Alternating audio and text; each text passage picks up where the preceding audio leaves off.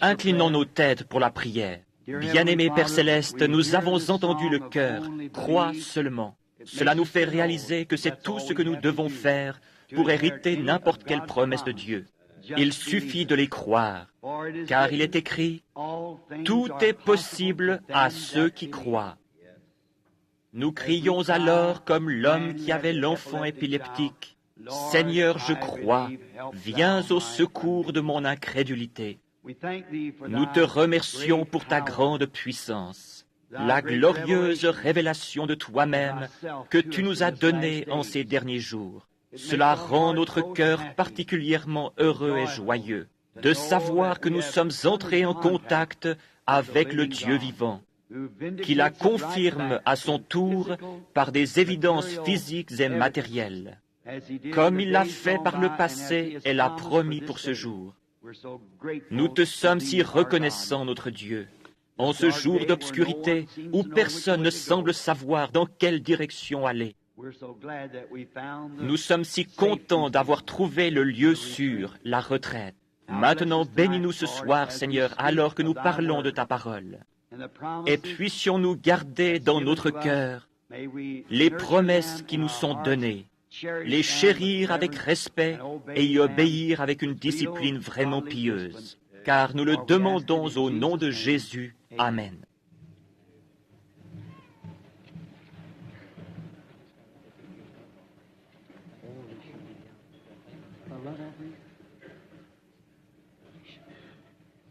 Une offrande d'amour? Vous n'auriez pas dû faire cela. Qui l'a fait? Est-ce vous le coupable? Je m'en prenais à l'organisateur. Il dit qu'il a prélevé pour moi une offrande d'amour. Il n'aurait pas dû le faire. Je l'apprécie, Dieu le sait. Mais je ne suis pas venu pour cela. Merci. Que le Seigneur vous bénisse. Je ferai tout mon possible. Je la mettrai directement pour les missions à l'étranger. Je saurai ainsi que cela ira pour le royaume de Dieu. Et si le Seigneur le veut, je l'utiliserai moi-même dans ces pays, afin d'apporter ce même évangile que vous avez écouté cette semaine. Je saurai alors que cela sera fait de la façon que vous croyez. Que le Seigneur m'aide à le faire. Je suis très reconnaissant pour tous ceux qui sont venus cette semaine. Et pour vous tous qui êtes reliés ce soir de nouveau par les fils du téléphone. Et nous sommes reconnaissants envers chacun d'entre vous. Billy m'a dit ce matin, « Papa, si tu étais venu avec moi tôt ce matin, juste après le lever du jour, et que tu aies été ici dans les alentours, tu aurais vu ces mères en train de nourrir leur bébé dans la voiture. Et ces pauvres gens attendant sous la pluie que les portes s'ouvrent. Vous voyez quel hypocrite je serais si je vous disais autre chose que la vérité? Je serais vraiment ignoble. Parfois, je dois faire mal, mais ce n'est pas parce que je le veux. C'est parce que ce n'est pas moi qui fais mal, c'est la vérité. Mais je crois que la raison pour laquelle vous venez, c'est que je suis tout à fait sincère avec vous et que je fais tout mon possible pour vous aider. Puisse le Seigneur aider chacun d'entre vous.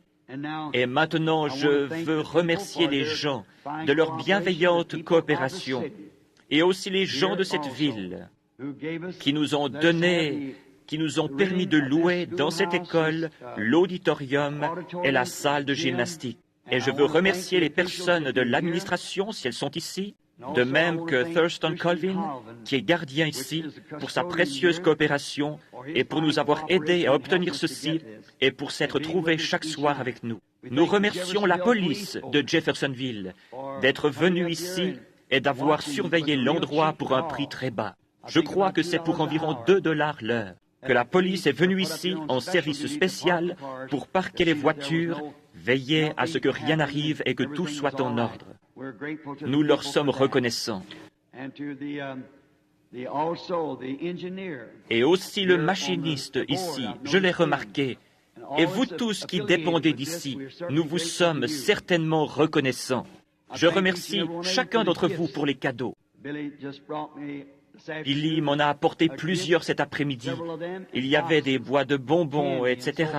L'un d'eux représentait les béatitudes, avec une image de Christ ouvragée à l'intérieur. C'était le sermon sur la montagne. Et c'était vraiment beau. Je vous remercie beaucoup. Et il y a tellement de choses que je ne sais comment vous remercier. Et aussi pour votre parrainage et le financement des réunions. Nous apprécions certainement cela de tout notre cœur. Que le Seigneur vous bénisse chacun richement.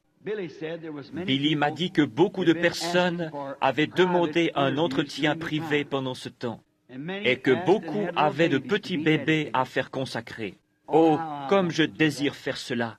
Mais vous voyez, quand je suis venu cette fois, c'était si urgent que j'ai dû rester tout le temps à étudier cette parole et dans la prière afin d'apporter ces messages. Voyez-vous, ils sont extraordinaires pour nous. Parce qu'il s'agit de trouver la volonté de Dieu et de dire ensuite les choses. Et tout cela doit concorder et je dois demander à Dieu exactement ce qu'il faut apporter. Dieu voulant, nous reviendrons bientôt dès que nous pourrons disposer d'un jour.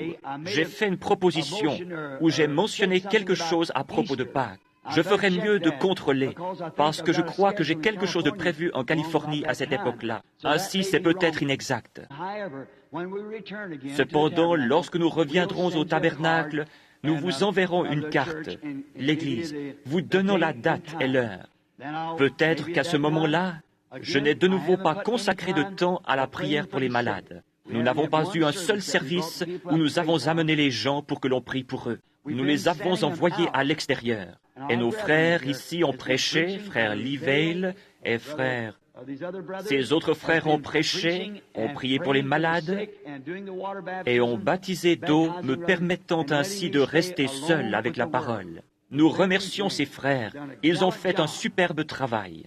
Il y a ici tellement d'amis que j'aimerais rencontrer. J'ai regardé en bas et j'ai vu John et Earl. Il y a le docteur Lee Vail, l'un des organisateurs de la campagne, frère Roy Borders.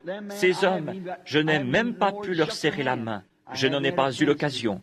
Je pense à mes amis du Kentucky et des alentours, des amis dans le ministère. Combien j'aimerais leur serrer la main. Frère Blair, je l'ai remarqué ici l'autre jour. Et beaucoup de ces hommes que j'aime, ils sont allés à plusieurs réunions et je n'ai même pas pu leur serrer la main. J'essaye.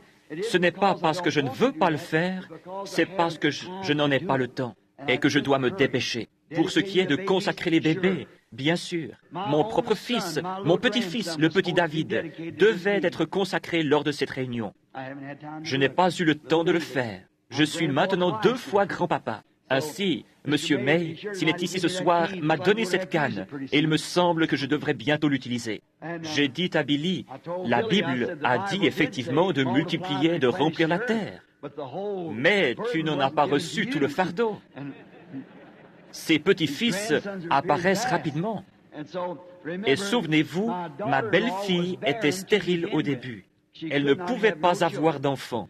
Mais un jour, en quittant une réunion, le Seigneur me parla et je lui dis, « Loïs, tu auras un fils. Le Seigneur t'a béni. Ton trouble féminin a disparu. » Le petit Paul est venu au monde 9 mois plus tard. 2 mois avant la naissance de ce bébé, j'étais à table un matin en train de déjeuner et Loïs et Billy étaient assis de l'autre côté de la table. Et j'ai vu Loïs en train de nourrir un petit bébé, entouré d'une couverture rose, ou plutôt bleue. Et Billy était assis dans le coin, en train de donner à manger au petit Paul. J'ai dit, « Billy, je viens d'avoir une vision. Loïs était en train de nourrir un bébé, entouré d'une couverture bleue. » Il dit, « Voilà ma tournée de chasse qui tombe à l'eau. Cela fait juste dans 9 mois. » 11 mois plus tard, le petit David naissait. Et je n'ai pas encore pu le consacrer au Seigneur, et je ne le pourrai pas avant notre retour. Ainsi, vous voyez ce que c'est. Combien j'aime les gens et leur compagnie. Mais nos frères ont prié pour les malades, et je sais que ce fut un succès. Chaque soir, nous avons prié pour les malades, l'un imposant les mains à l'autre, ce qui nous a permis de toucher l'ensemble. Mais peut-être que Dieu voulant, je l'inscrirai sur la carte si nous l'envoyons. Lorsque je reviendrai, j'aimerais de nouveau consacrer environ 2 ou 3 jours uniquement à la prière pour les malades et de cette manière faire ce que nous pouvons dans ce sens. Je veux de nouveau remercier les gens de leur aide. Maintenant, durant quelques instants, je veux faire quelques remarques à propos du message de ce matin. Il est évident que je n'ai pas réussi à le terminer complètement, mais je pense que vous comprenez. Et je suis sûr que vous ne saurez jamais ce que ce fut pour moi de faire cela. Cela vous semble très simple, mais voyez-vous ce que vous faites? Vous prenez la place de Dieu en déclarant quelque chose comme ça. Et avant que je le fasse, il devait y avoir une réponse de la part de Dieu. Il devait descendre et il s'est montré visiblement et a donné la révélation. C'est pourquoi, voyez-vous, c'est pour l'Église. Et souvenez-vous, j'ai dit que ce que j'avais dit était seulement pour l'Église. Et afin que vous puissiez avoir confiance et que vous sachiez cela, c'est le même Dieu qui me dit là-bas, alors qu'il n'y avait pas d'écureuil. Parle et dis où ils seront. Et c'est arrivé 3 fois de suite. Or, s'il peut, par cette même parole, créer quelque chose qui n'est pas là, à combien plus forte raison ceci tiendra-t-il bon au jour du jugement? Voyez-vous, des gens étaient là pour voir ces choses et les savoir. Comme Paul l'a dit par le passé, il y avait avec lui des hommes qui ont senti la terre trembler et qui n'ont pas entendu la voix, mais ils ont vu la colonne de feu. Cela m'a pourtant fait du bien, après, de voir des maris et des épouses que je sais être d'authentiques chrétiens s'embrasser en pleurant. Et écoutez, amis, Dieu confirme sa parole avec des signes et des confirmations pour prouver qu'elle est juste. La parole parlée. Maintenant, souvenez-vous, cette lumière qui était dans ce nuage, qui donna la révélation. Ma petite fille, Sarah, ici, me disait que cette école là-bas en Arizona, vit en regardant un ciel serein, ce nuage mystérieux dans cette montagne qui montait et descendait avec un feu couleur ambre, embrasé. Le professeur interrompit les cours et l'école les amena dehors et leur dit, « Avez-vous déjà vu quelque chose comme ça? Regardez un peu. Souvenez-vous, c'est cette même lumière ambre qui est sur le rocher. » Ainsi, c'est le même Dieu, la même révélation. Il me dit, « Dis-leur de faire ceci. » C'est ce que je vous ai dit ce matin. Donc, voilà. Si mon cher ami, frère Roy Robertson est à l'écoute maintenant à Tucson. Roy, te souviens-tu de la vision que tu as eue le jour où nous étions sur la montagne? Tu es venu vers moi et ce nuage était au-dessus du sommet. En descendant, tu sais ce qu'il t'a dit? Je te l'ai dit l'autre jour à la maison. C'est ça, Roy. Fils, ne t'inquiète plus, c'est terminé. Vous ne savez pas ce que cela signifie. C'est la grâce. Il vous aime. Vous aimez-le. Servez-le humblement et adorez-le le reste de vos jours. Soyez heureux. Allez et vivez comme vous êtes. Si vous êtes heureux, continuez ainsi. Ne refaites plus jamais quelque chose de mal comme cela. Allez simplement. C'est la grâce de Dieu. Maintenant, je veux prier de nouveau avant que nous entrions dans la parole. Combien veulent prier pour moi? Je vais simplement d'une réunion à l'autre. Voulez-vous prier? Vous savez, j'aimerais vous chanter un petit chœur, nous tous ensemble, avant d'en venir à la parole. Simplement afin que nous sachions que Dieu, simplement une petite consécration. Avez-vous déjà entendu ce petit chœur? Il prend soin de toi. Par temps radieux et dans le chagrin, il prend soin de toi. La petite dame vient maintenant au piano. Oh, je veux aussi remercier cette petite dame. Je ne savais même pas qui c'était. C'est l'une des filles du diacre ici. Certainement, la petite fille de frère Wheeler. Elle est devenue grande maintenant. C'était un tout petit enfant qui s'asseyait sur mes genoux il n'y a pas longtemps. Et maintenant, c'est une jeune femme. Ainsi, je la remercie certainement d'avoir utilisé son talent dans la musique. Et elle joue maintenant avec beaucoup de douceur. Voudriez-vous nous donner un accord, sœur, tous ensemble maintenant? He cares for you. He careth for you. Through sunshine or shadow, He careth for you. You love that? Let's sing it again, all together. He careth for you. He careth for you. Through sunshine or shadow, He careth for you. Frère Dow, il prend aussi soin de vous, frère. Ne l'aimez-vous pas? Inclinons maintenant nos têtes. Ô Dieu bienveillant, ces petites notes ici renferment certaines choses que je dois dire aux gens. Nous sommes de retour ici pour nous référer à ce qui a été dit ce matin, car c'est ce que les gens sont venus entendre. Je te prie, ô Dieu, de faire voir aux gens que Dieu les aime et qu'il prend soin d'eux. Et ce n'est pas moi qui l'ai donné, Seigneur. Ce fut confirmé que c'était la vérité. Ainsi je prie, Dieu bien-aimé, pour que ton amour reste toujours avec les gens. Ce soir, alors que nous devons nous séparer, après cette réunion et rentrer chez nous, il y a quelque chose qui nous tiraille intérieurement, Seigneur. Je te prie de bénir ces gens. Maintenant, alors que nous nous approchons de la parole dans la prière et que nous nous approchons de la parole écrite, nous te demandons de prendre cette parole écrite et de la rendre vivante pour nous ce soir. Et lorsque nous quitterons ensuite ce bâtiment pour nous séparer et regagner nos différentes demeures, puissions-nous dire comme ceux qui vinrent d'Emmaüs, après avoir marché avec lui toute la journée sans pourtant le reconnaître. Mais lorsqu'il les eut réunis dans la chambre ce soir-là, toutes les portes étant fermées, il fit quelque chose de semblable à ce qu'il fit avant sa crucifixion. Par cela, ils surent qu'il était ressuscité.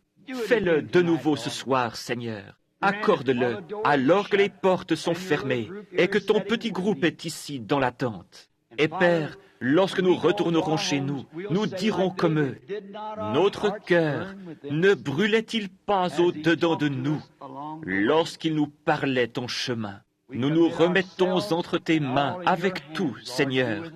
Fais avec nous comme tu juges bon. Au nom de Jésus. Amen.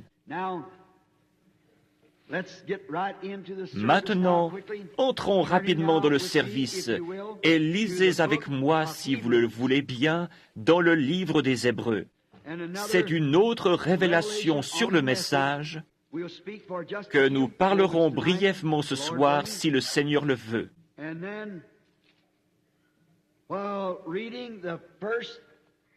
Puis, après avoir lu les 3 premiers versets de Hébreux 7, 1 à 3, nous les commenterons.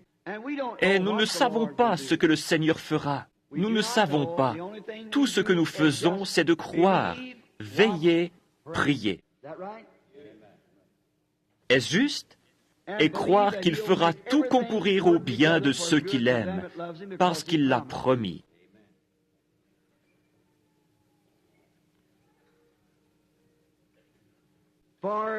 En effet, ce Melchisédek, roi de Salem, sacrificateur du Dieu Très-Haut, qui alla au-devant d'Abraham lorsqu'il revenait de la défaite des rois qui le bénit, et à qui Abraham donna la dîme de tout, qui est d'abord roi de justice, d'après la signification de son nom, ensuite roi de Salem, c'est-à-dire roi de paix. Lisons un peu plus loin. Qui est sans père, sans mère, sans généalogie, qui n'a ni commencement de jour, ni fin de vie, mais qui est rendu semblable au Fils de Dieu. Ce Melchisédek demeure sacrificateur à perpétuité.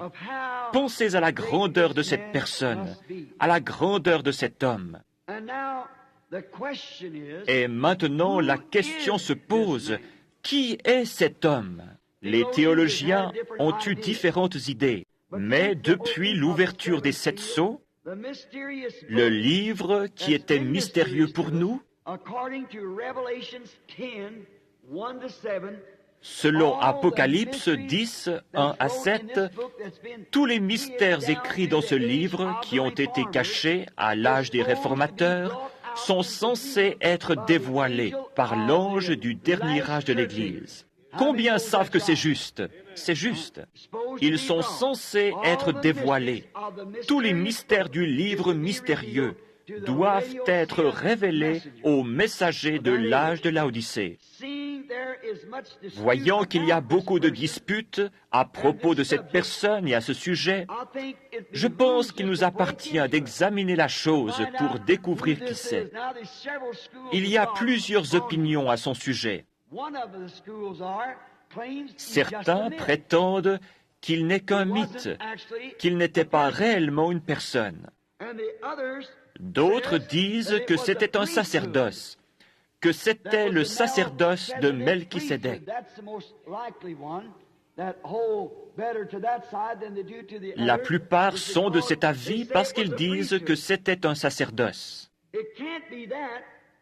Or, cela ne se peut pas, car au 4e verset, il est dit qu'il était une personne, un homme. Ainsi, pour être une personne, il devait être une personnalité, un homme, non pas un ordre, mais une personne. Ainsi, il n'était pas simplement l'ordre d'un sacerdoce, il n'était pas non plus un mythe, il était une personne. Et cette personne est éternelle. Si vous prenez garde, il n'avait ni père, ni mère, ni commencement, ni fin. Et qui qu'il soit, il est toujours vivant ce soir. Parce que la Bible dit ici qu'il n'avait ni père, ni mère, ni commencement de jour, ni fin de vie. Ainsi, cela doit être une personne éternelle.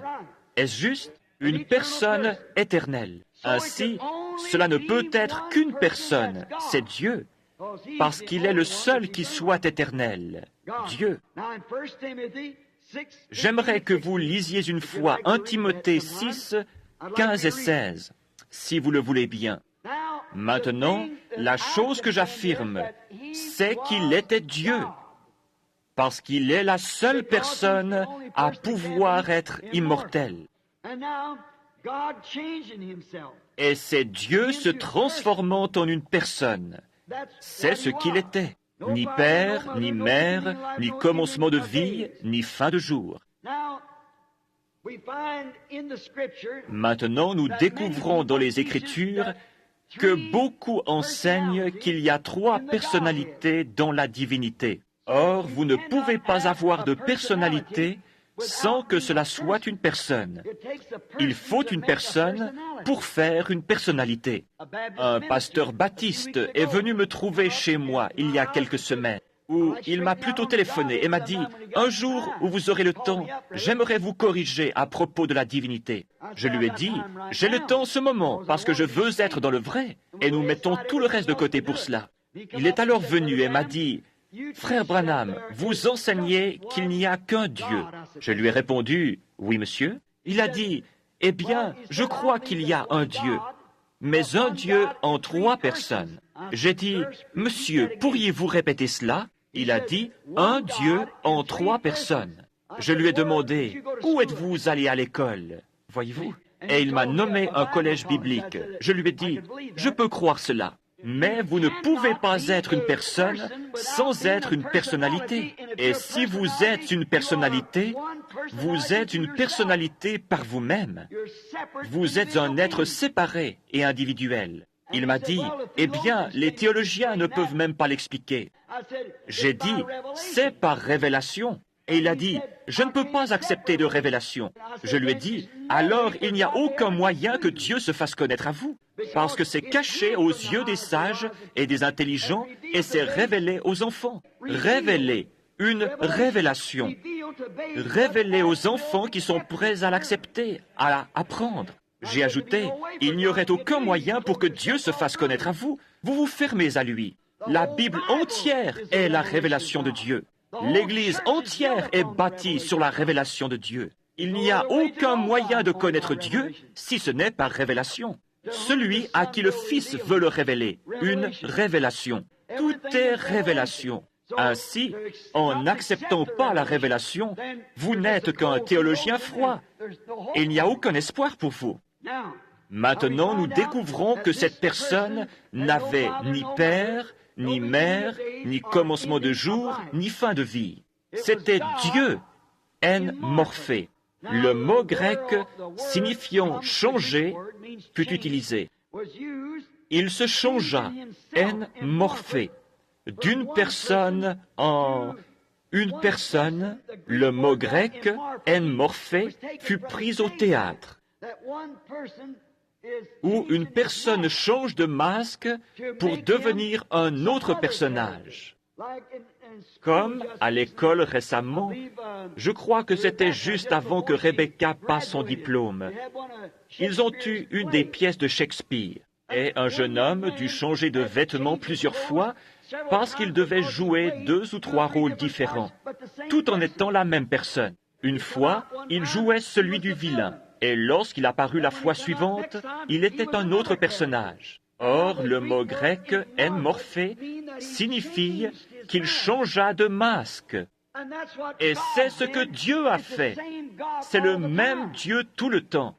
Dieu sous la forme du Père, de l'Esprit, de la colonne de feu. Ce même Dieu a été fait chair et habita parmi nous.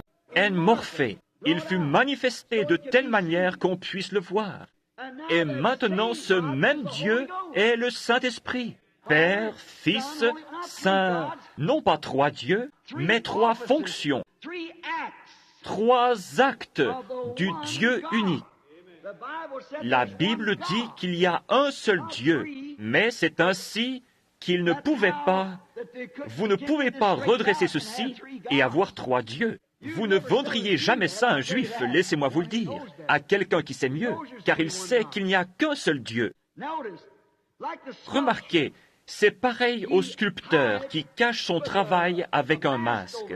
C'est ce que Dieu a fait en cet âge. Cela a été caché. Toutes ces choses ont été cachées et elles sont censées être révélées dans cet âge. La Bible dit qu'elles seraient révélées dans les derniers temps. C'est pareil à un sculpteur qui garde son œuvre entièrement cachée jusqu'au moment où il en retire le masque, et alors, c'est ainsi qu'a été la Bible.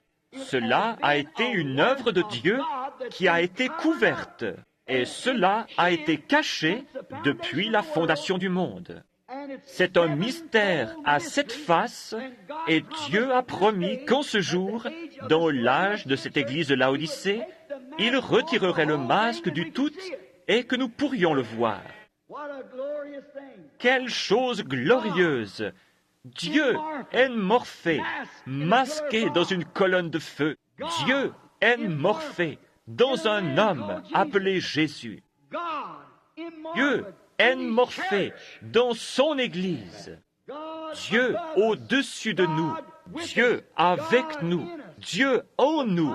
Dieu s'abaissant. Là-haut, il était saint. Personne ne pouvait le toucher. Il s'établit sur la montagne. Et même si un animal touchait la montagne, il devait mourir. Puis, Dieu descendit, changea de tente et vécut avec nous. Devint l'un de nous et nous l'avons touché. La Bible dit, 1 Timothée 3,16, sans contredit le mystère de la piété est grand.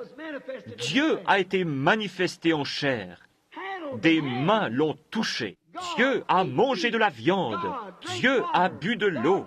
Dieu a dormi. Dieu a pleuré. Il était l'un de nous. C'est merveilleusement typifié dans la Bible. C'était Dieu au-dessus de nous. Dieu avec nous. Maintenant, c'est Dieu en nous, le Saint-Esprit. Non pas la 3e personne, la même personne. Dieu descendit, fut fait chair et mourut en Christ afin de pouvoir purifier l'Église et ainsi entrer en elle et avoir communion. Dieu aime la communion. C'est pour cela qu'il créa l'homme au commencement, pour la communion.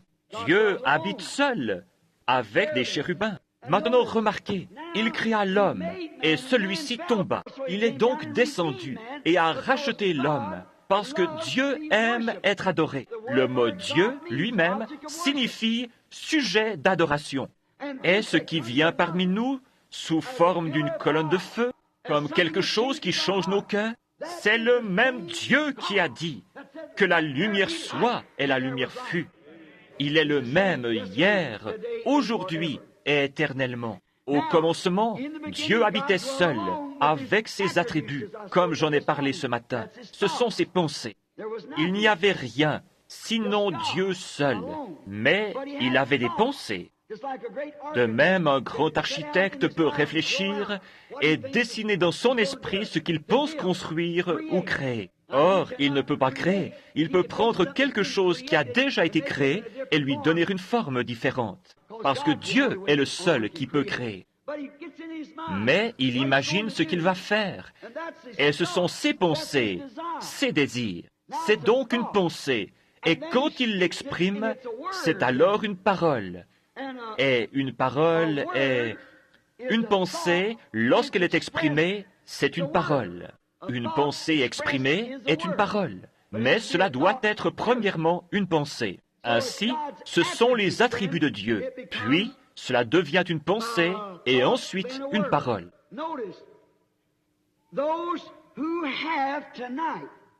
Remarquez, ceux qui ont ce soir la vie éternelle étaient avec lui et en lui, dans sa pensée, avant qu'il y ait un ange, une étoile, un chérubin ou quoi que ce soit d'autre. Ça, c'est être éternel. Et si vous avez la vie éternelle, vous avez toujours existé.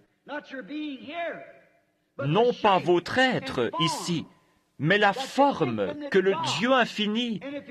S'il n'est pas infini, il n'est pas Dieu. Dieu doit être infini.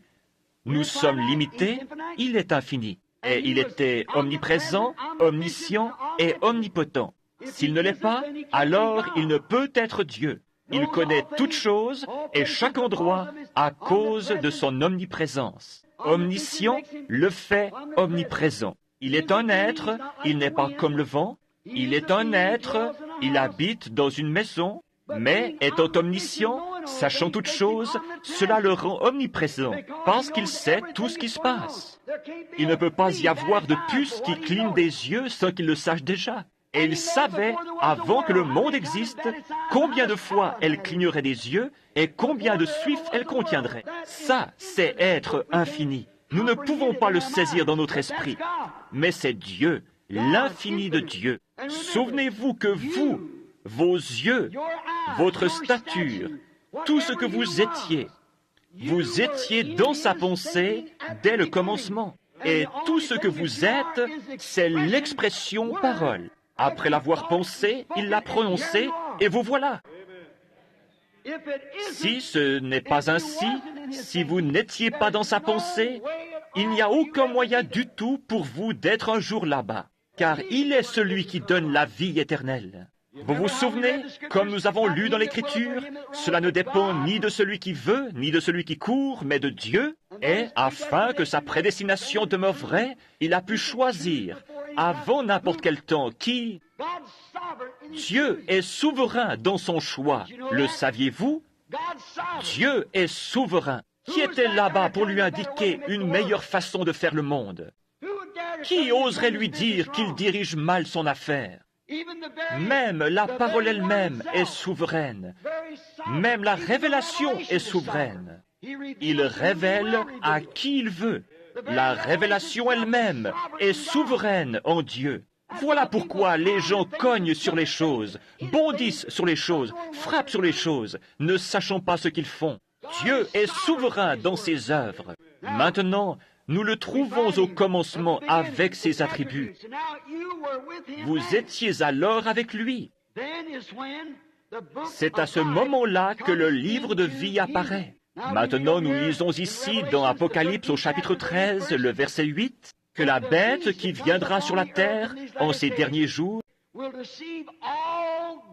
séduira tous les gens qui s'y trouvent et dont les noms ne furent pas écrits dans le livre de vie de l'agneau avant la fondation du monde. Pensez-y, avant que Jésus naisse, 4000 ans avant qu'il vienne sur la terre, et plusieurs milliers d'années avant que vous y veniez, Jésus, dans la pensée de Dieu, mourut pour les péchés du monde. Et le livre de vie fut fait, et votre nom fut placé dans ce livre de vie avant la fondation du monde. C'est la vérité de la Bible. Voyez-vous, votre nom fut ordonné de Dieu et placé dans le livre de vie avant la fondation du monde. Vous étiez là dans ses attributs. Vous ne vous en souvenez pas?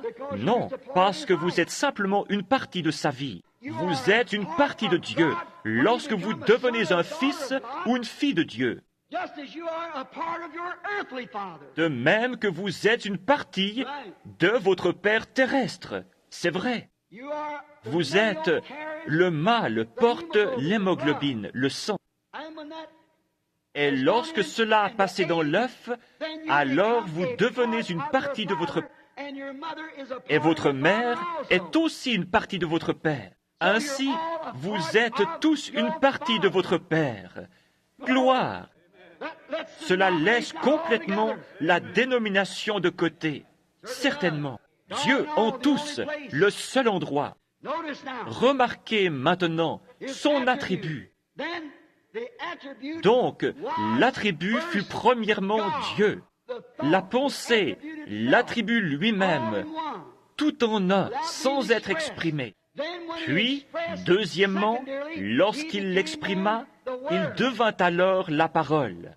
Ensuite, la parole a été faite chair et a habité parmi nous. Jean chapitre 1er et verset 1er. Remarquez, c'est au commencement. Mais avant se trouve ce qui est éternel.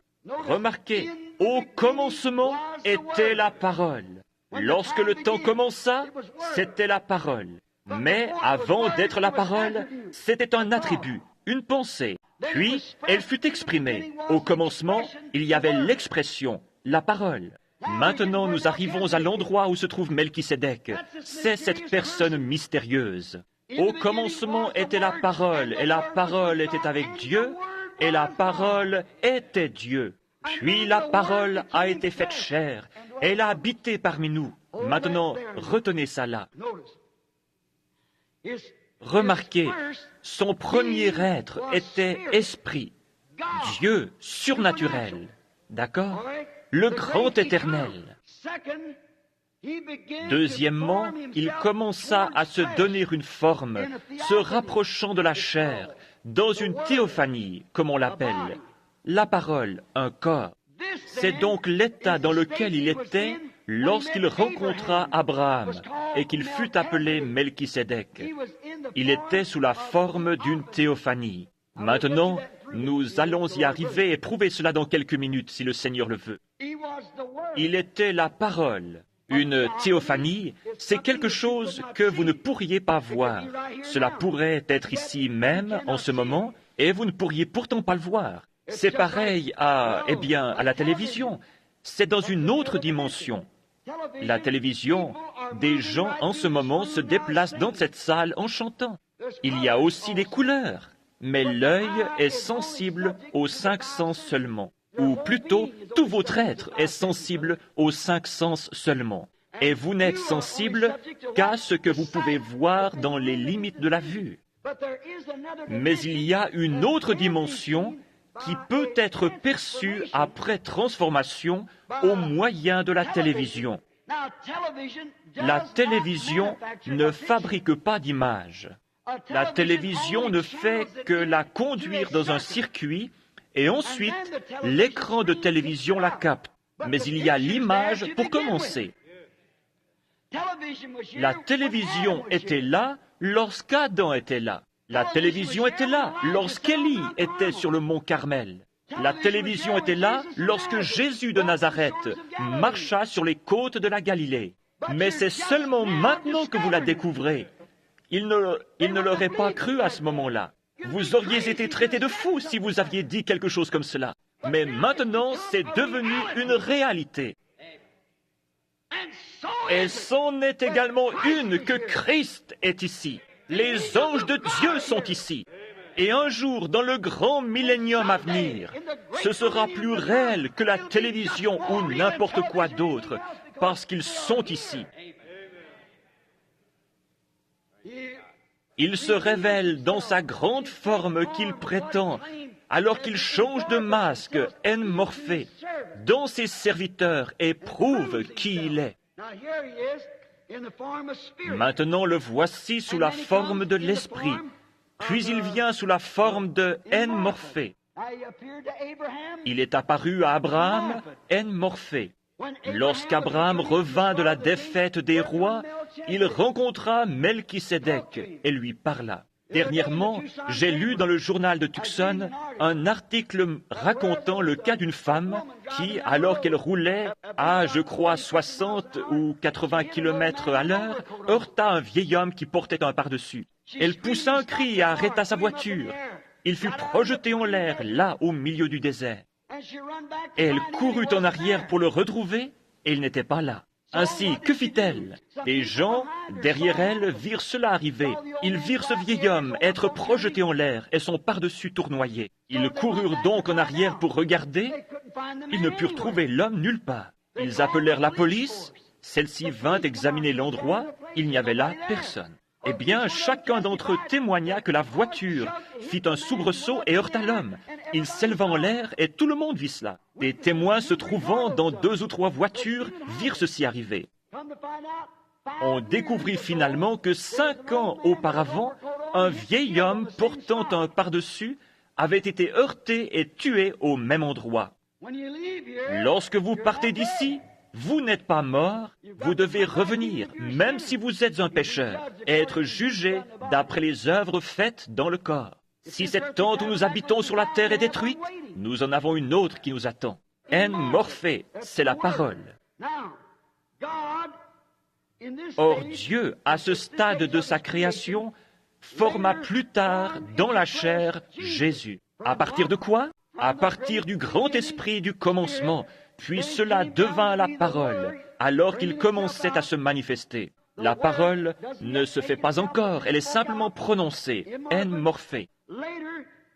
Plus tard, il devient chair en Jésus, mortel, pour goûter à la mort pour nous tous pécheurs.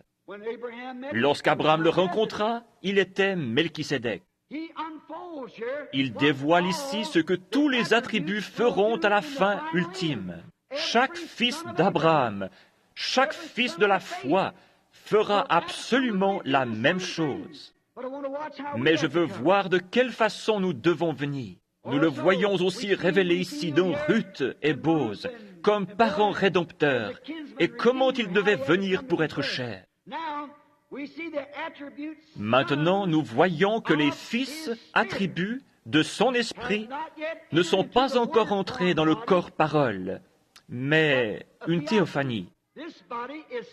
Ce corps est soumis à la parole, attendant avec un ardent désir la transformation du corps. Maintenant, la différence entre lui et vous, en tant que fils, voyez-vous, il était au commencement la parole, un corps en morphé. Il y est entré et y a vécu dans la personne de Melchisédek. Puis, plus tard, nous n'avons plus jamais entendu parler de Melchisédek, parce qu'il est devenu Jésus-Christ. Melchisédek était le sacrificateur, mais il est devenu Jésus-Christ.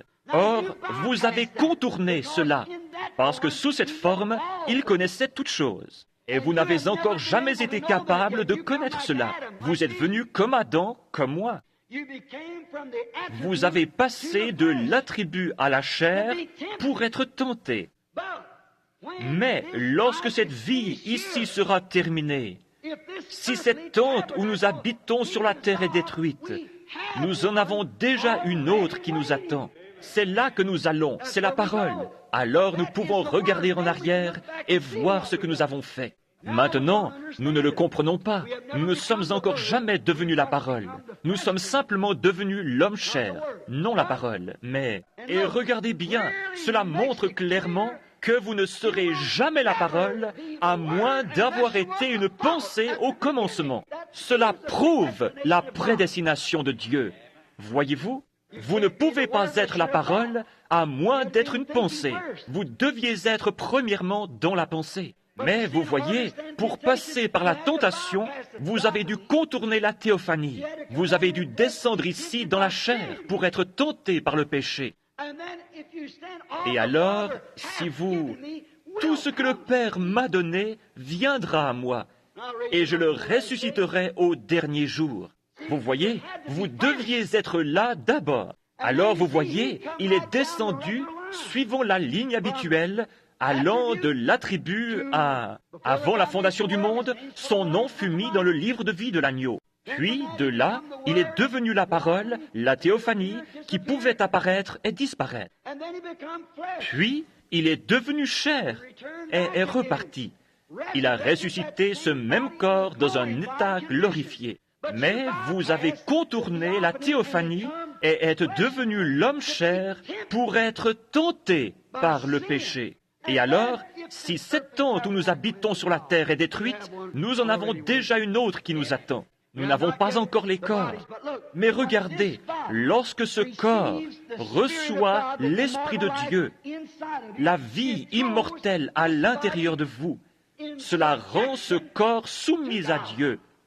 Alléluia! Celui qui est né de Dieu ne pratique pas le péché.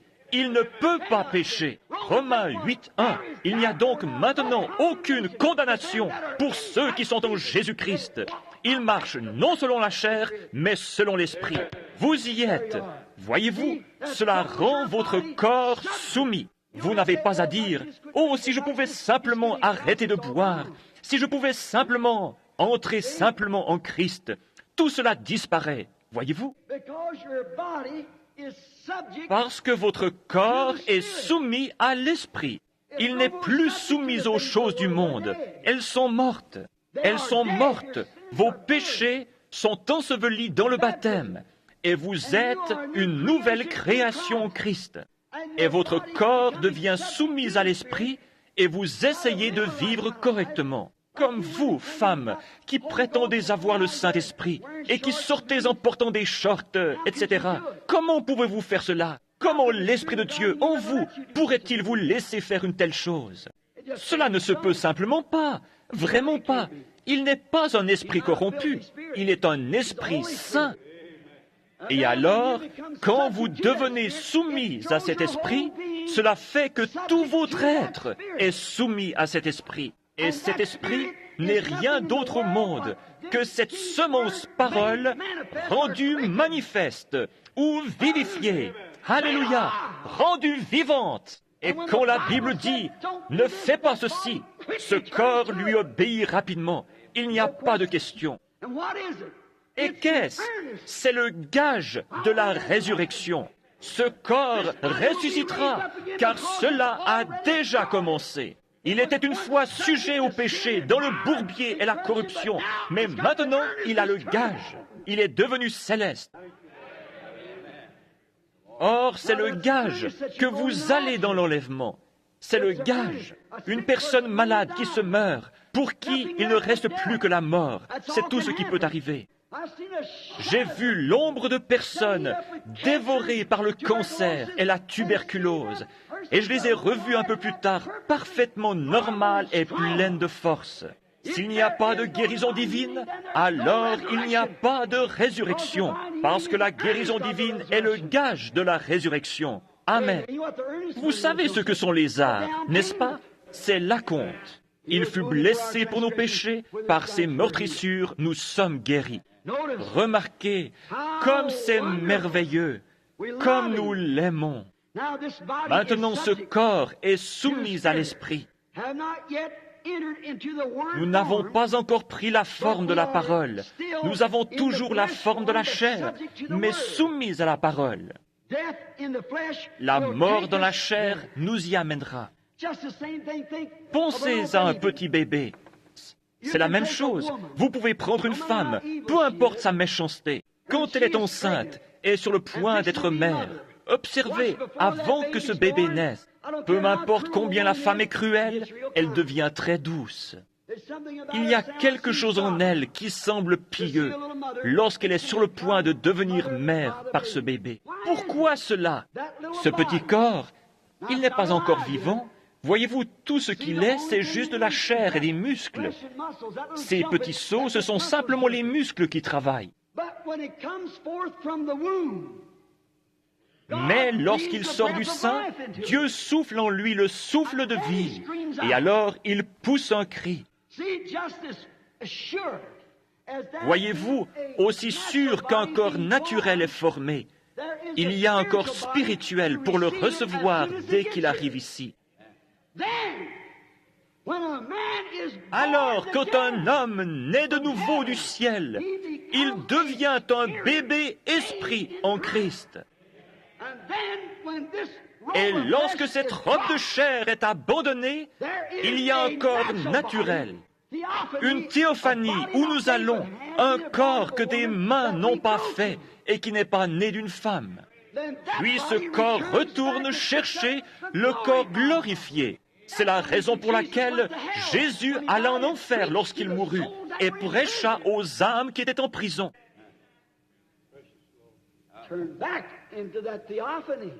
Il était revenu à cette théophanie. Oh, c'est merveilleux! Merci Seigneur. 2 Corinthiens 5:1, si ce corps où nous habitons sur la terre est détruit, cette tente où nous habitons sur la terre, nous en avons un autre. Voyez-vous, nous avons contourné cela afin de venir directement de Dieu, l'attribut pour être chair, et être tenté et testé par le péché comme le fut Adam.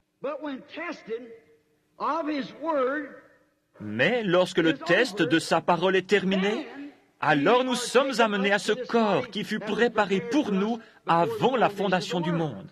C'est la parole que nous avons sautée afin de venir ici en bas pour être tentés et testés. Si nous avions passé par cela, il n'y aurait pas eu de tentation. Nous aurions su toutes choses. C'est la raison pour laquelle Jésus savait toutes choses. C'est qu'il était la parole avant d'être chair. Puis, nous devenons la parole. Ici, nous sommes formés à l'image de la parole pour être participants de la parole. Nous nourrissons de la parole en étant prédestinés depuis le commencement. Vous voyez cette petite étincelle de vie que vous aviez en vous dès le commencement, dès que vous avez commencé votre voyage. Beaucoup parmi vous peuvent s'en souvenir. Vous vous êtes joints à cette église-ci et joints à cette église-là. Vous avez essayé ceci et cela. Rien ne vous a satisfait. C'est vrai. Mais un jour, vous l'avez simplement reconnu. C'est vrai.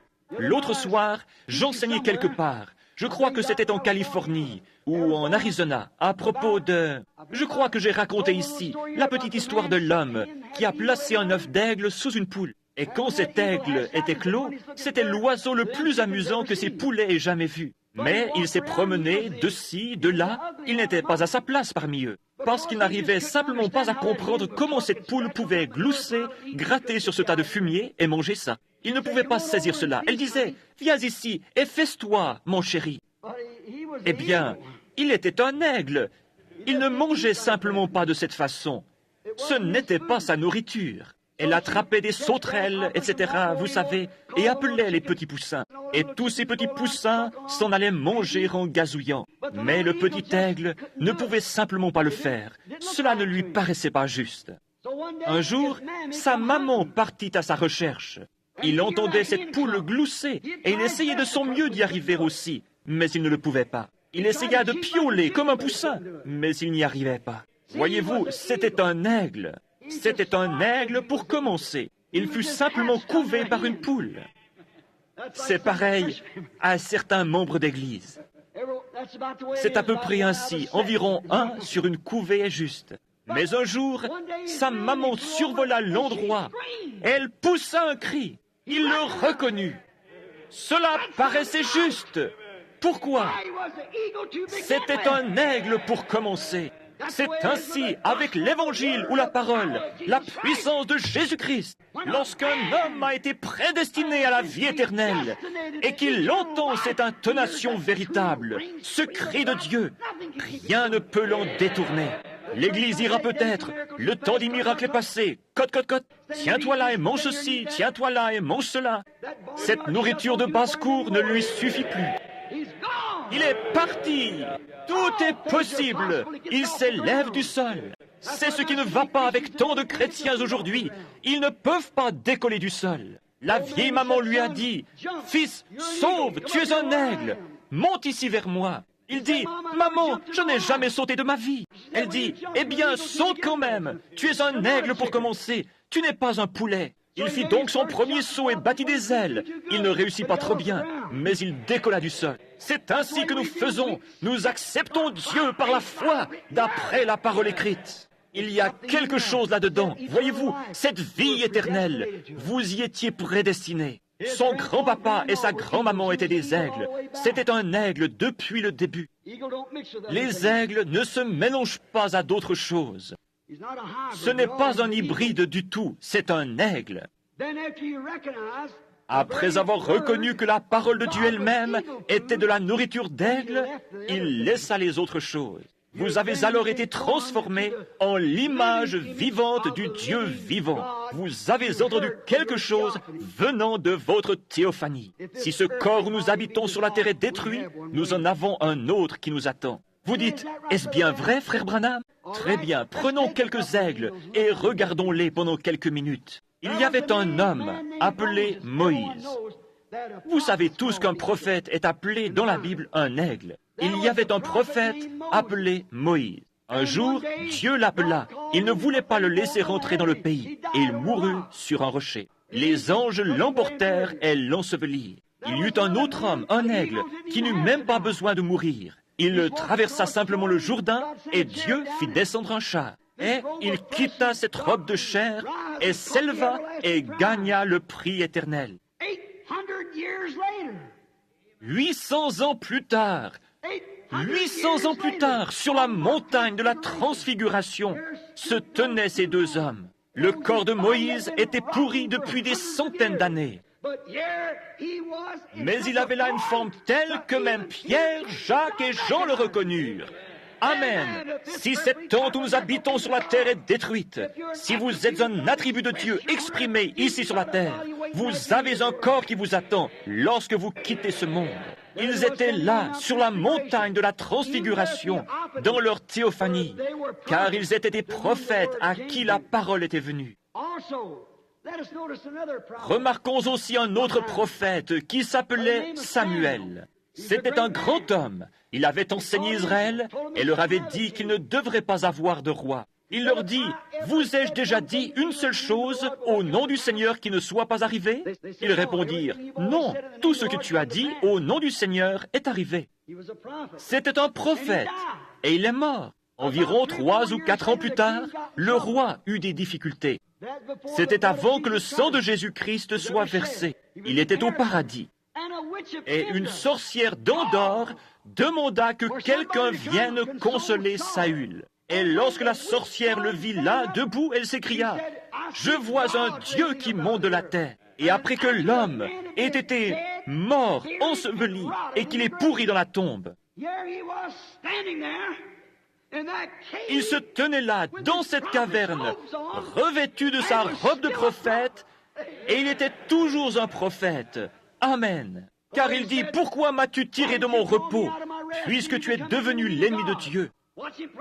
Observez-le prophétiser. « Demain soir, vers cette heure même, tu seras avec moi. » Il était toujours un prophète, bien qu'il ait quitté ce corps. Voyez-vous, il vint ici, et il était une partie de cette parole.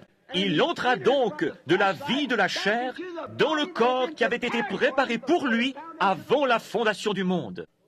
Il entra dans la théophanie, ce qui était la parole. Avez-vous saisi cela? C'est là que tous les croyants vont lorsqu'ils partent d'ici. Alors, dans cette forme, le voile est levé. Vous voyez que vous êtes aussi la parole lorsque vous entrez là-dedans. De même qu'un petit bébé, comme je l'ai déjà dit il y a quelques instants. Maintenant, remarquez, je loue Dieu pour l'ouverture de ces sceaux qui nous permettent de connaître ces choses.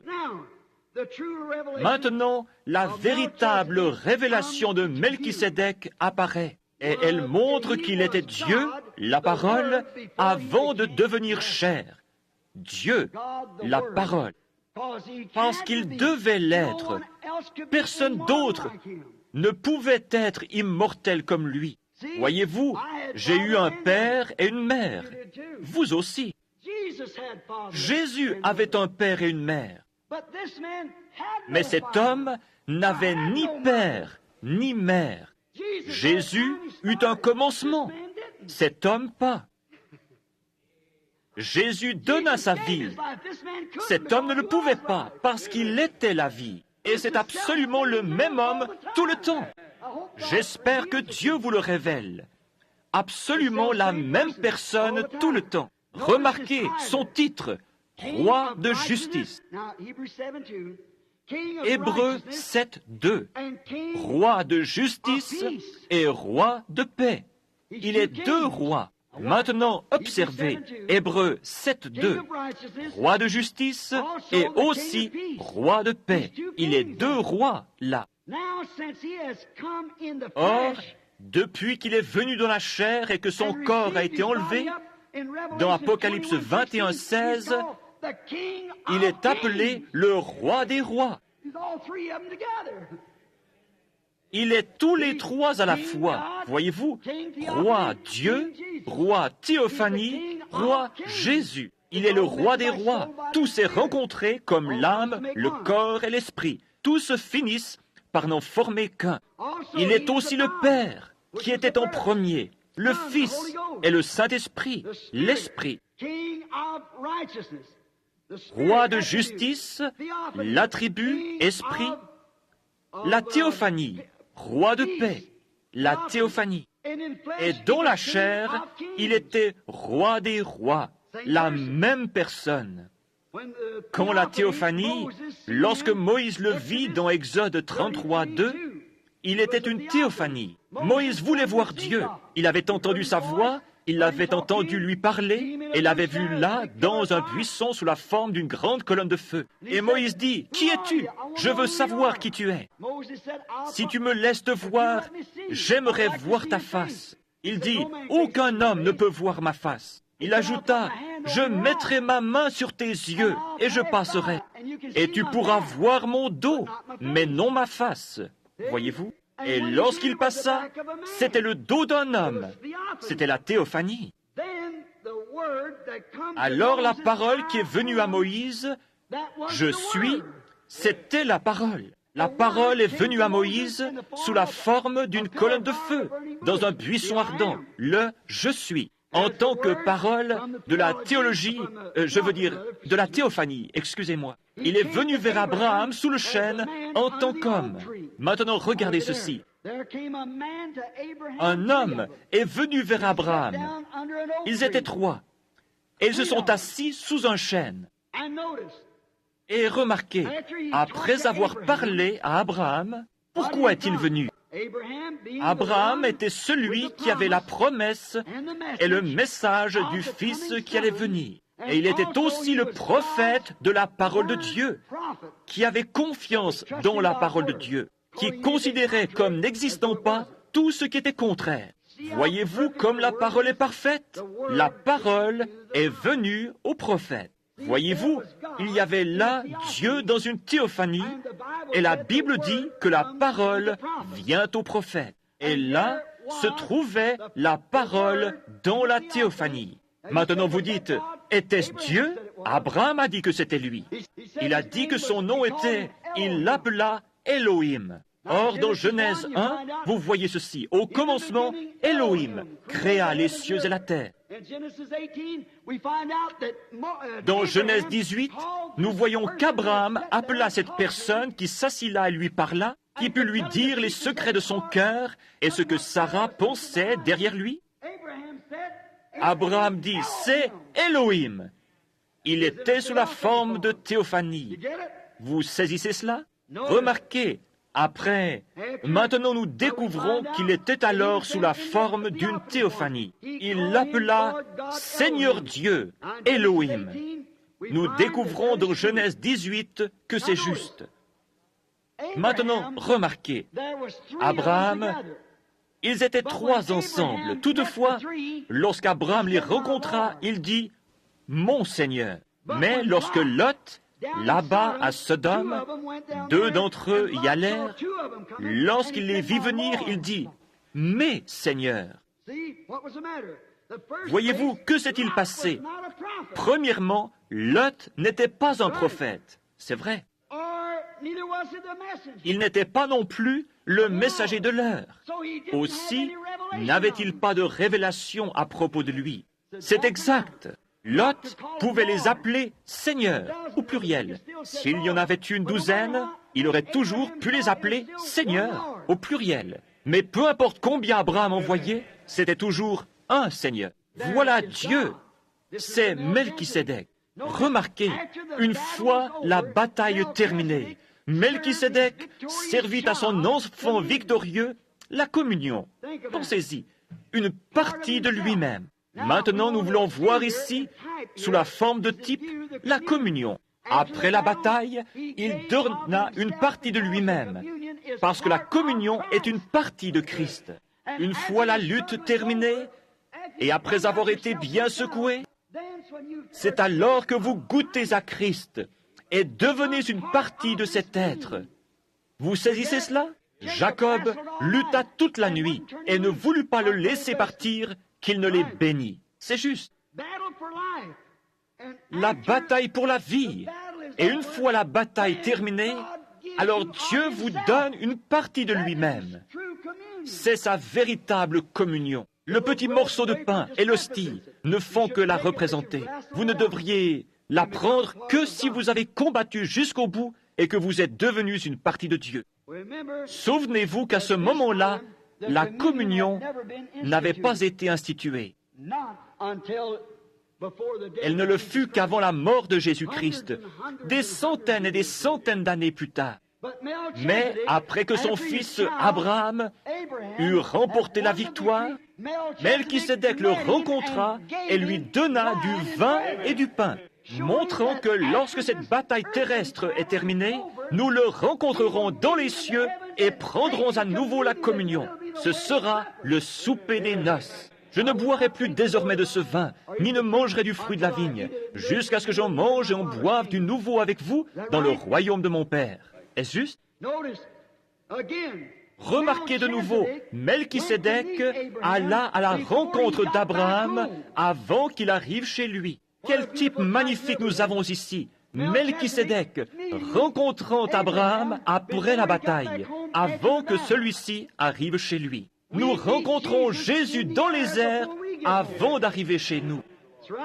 C'est vrai, 2 Thessaloniciens nous le dit, car nous le rencontrons dans les airs. C'est un magnifique type de Rebecca, rencontrant Isaac dans les champs dans la fraîcheur du jour. Nous le rencontrons dans les airs, 2 Thessaloniciens nous le dit, car nous, les vivants qui serons restés, nous ne devancerons pas ceux qui dorment. Car la trompette de Dieu sonnera, les morts en Christ ressusciteront premièrement. Nous, les vivants qui serons restés, nous serons tous ensemble enlevés avec eux à la rencontre du Seigneur dans les airs. Tous ces types sont parfaits. C'est pourquoi la théophanie, si vous êtes mort et que vous êtes entré dans cette théophanie, qu'arrive-t-il? La théophanie vient sur la terre pour prendre le corps racheté. Et si vous êtes ici, dans l'air, vous prenez le corps pour rencontrer la théophanie. Vous y êtes, et vous êtes enlevés pour aller à la rencontre du Seigneur dans les airs. Qui est ce Melchisédek, si ce n'est Dieu? Maintenant, nous voyons ici clairement tout le secret de nos vies durant ce voyage, la mort et où nous allons après la mort. De même, la prédestination apparaît ici clairement. Maintenant, écoutez attentivement alors que nous enseignons ceci. Les étapes du dessein éternel qu'il avait dans son secret ont maintenant été révélées.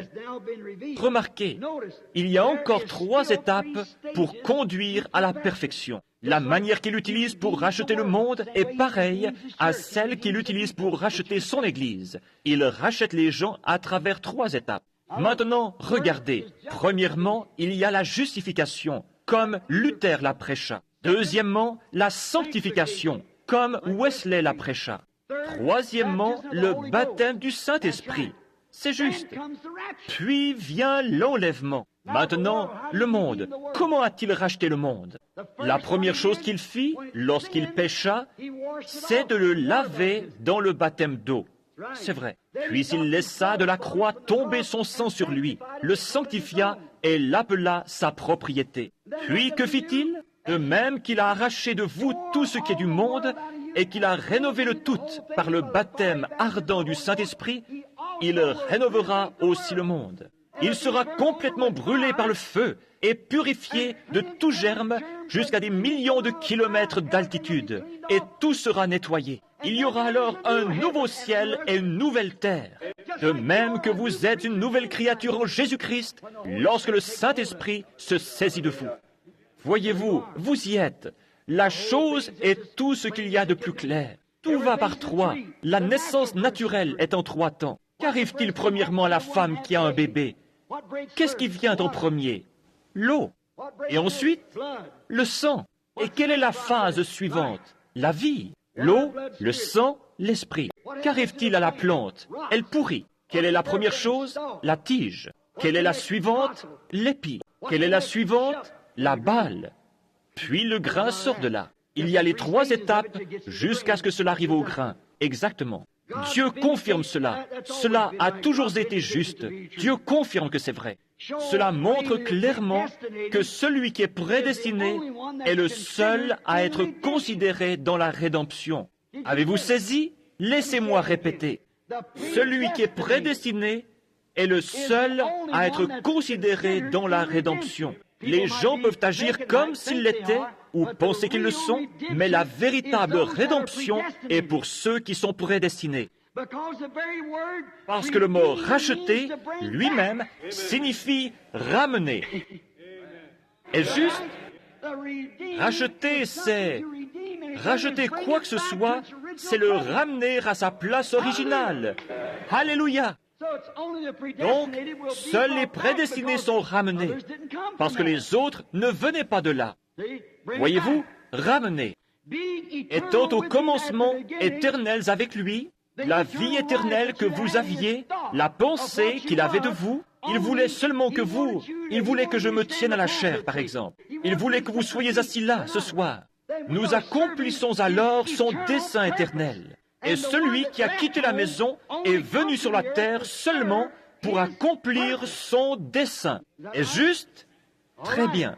Alors, une fois que c'est terminé, il est ramené dans un état glorifié. Il est mûr et ramené. Ce n'est pas étonnant que Paul ait pu dire, alors qu'il construisait le billon sur lequel on allait lui couper la tête, « Ô mort, où est ton aiguillon? Ô tombe, où est ta victoire? Mais grâce soit rendue à Dieu qui nous donne la victoire. » Il ajouta, « Ô mort, dis-moi comment tu peux arriver à me faire crier. Tombe, dis-moi comment tu vas me retenir. Car je suis en possession de la vie éternelle. » Amen. Il le reconnut. La mort, l'enfer, la tombe, rien ne pouvait le retenir. Et rien ne peut nous faire de mal. Nous avons la vie éternelle. Il réalisa qu'il était béni dans le fait qu'il avait la vie éternelle. C'est comme une petite goutte de rosée. Si je comprends ce qui se passe, je ne m'y connais pas trop en chimie. Mais il doit se trouver que le refroidissement de l'humidité ou de l'atmosphère, et lorsque la nuit devient froide et obscure, cela tombe du ciel et forme des gouttes sur le sol. C'est tombé de quelque part.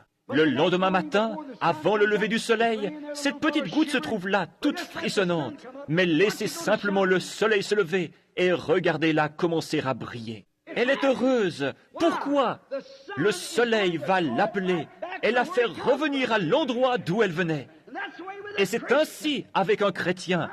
Alléluia!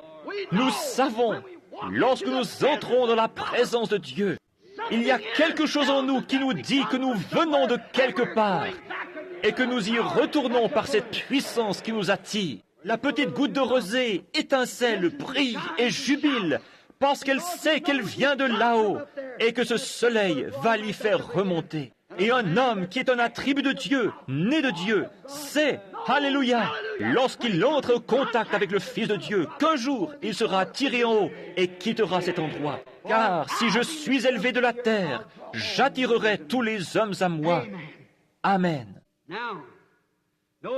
Maintenant, remarquez, nous voyons Melchisédek. Et pourquoi Marie n'était pas sa mère? C'est la raison pour laquelle il l'appela femme et non pas mère. Il n'avait pas de père, car il était le Père, le Père éternel, les trois en un. Il n'avait pas de mère, certainement pas. Il n'avait pas de père, car il était le Père.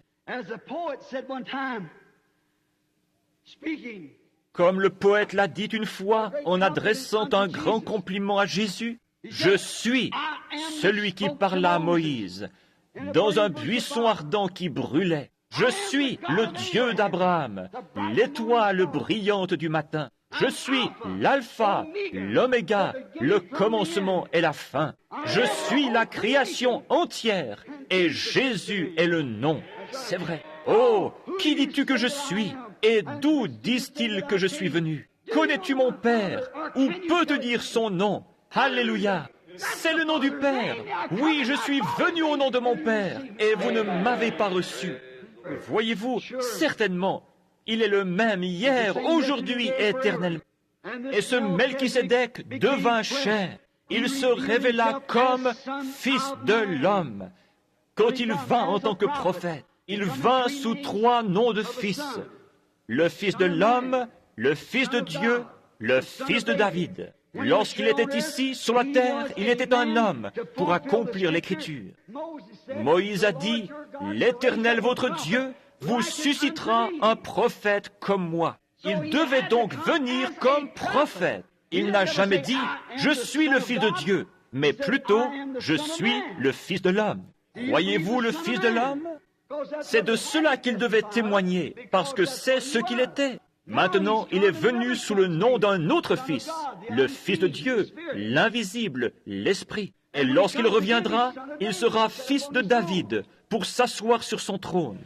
Lorsqu'il était ici et qu'il fut fait chair, il fut appelé le Fils de l'homme.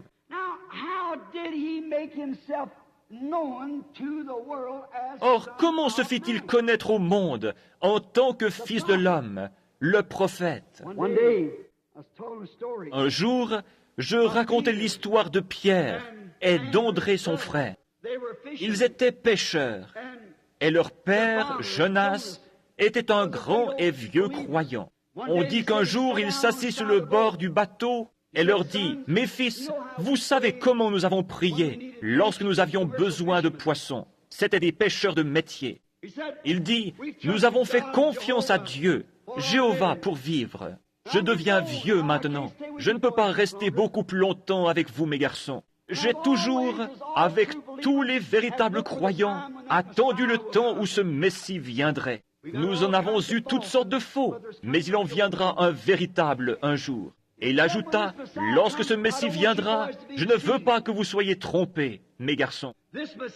Ce Messie ne sera pas un simple théologien, il sera un prophète.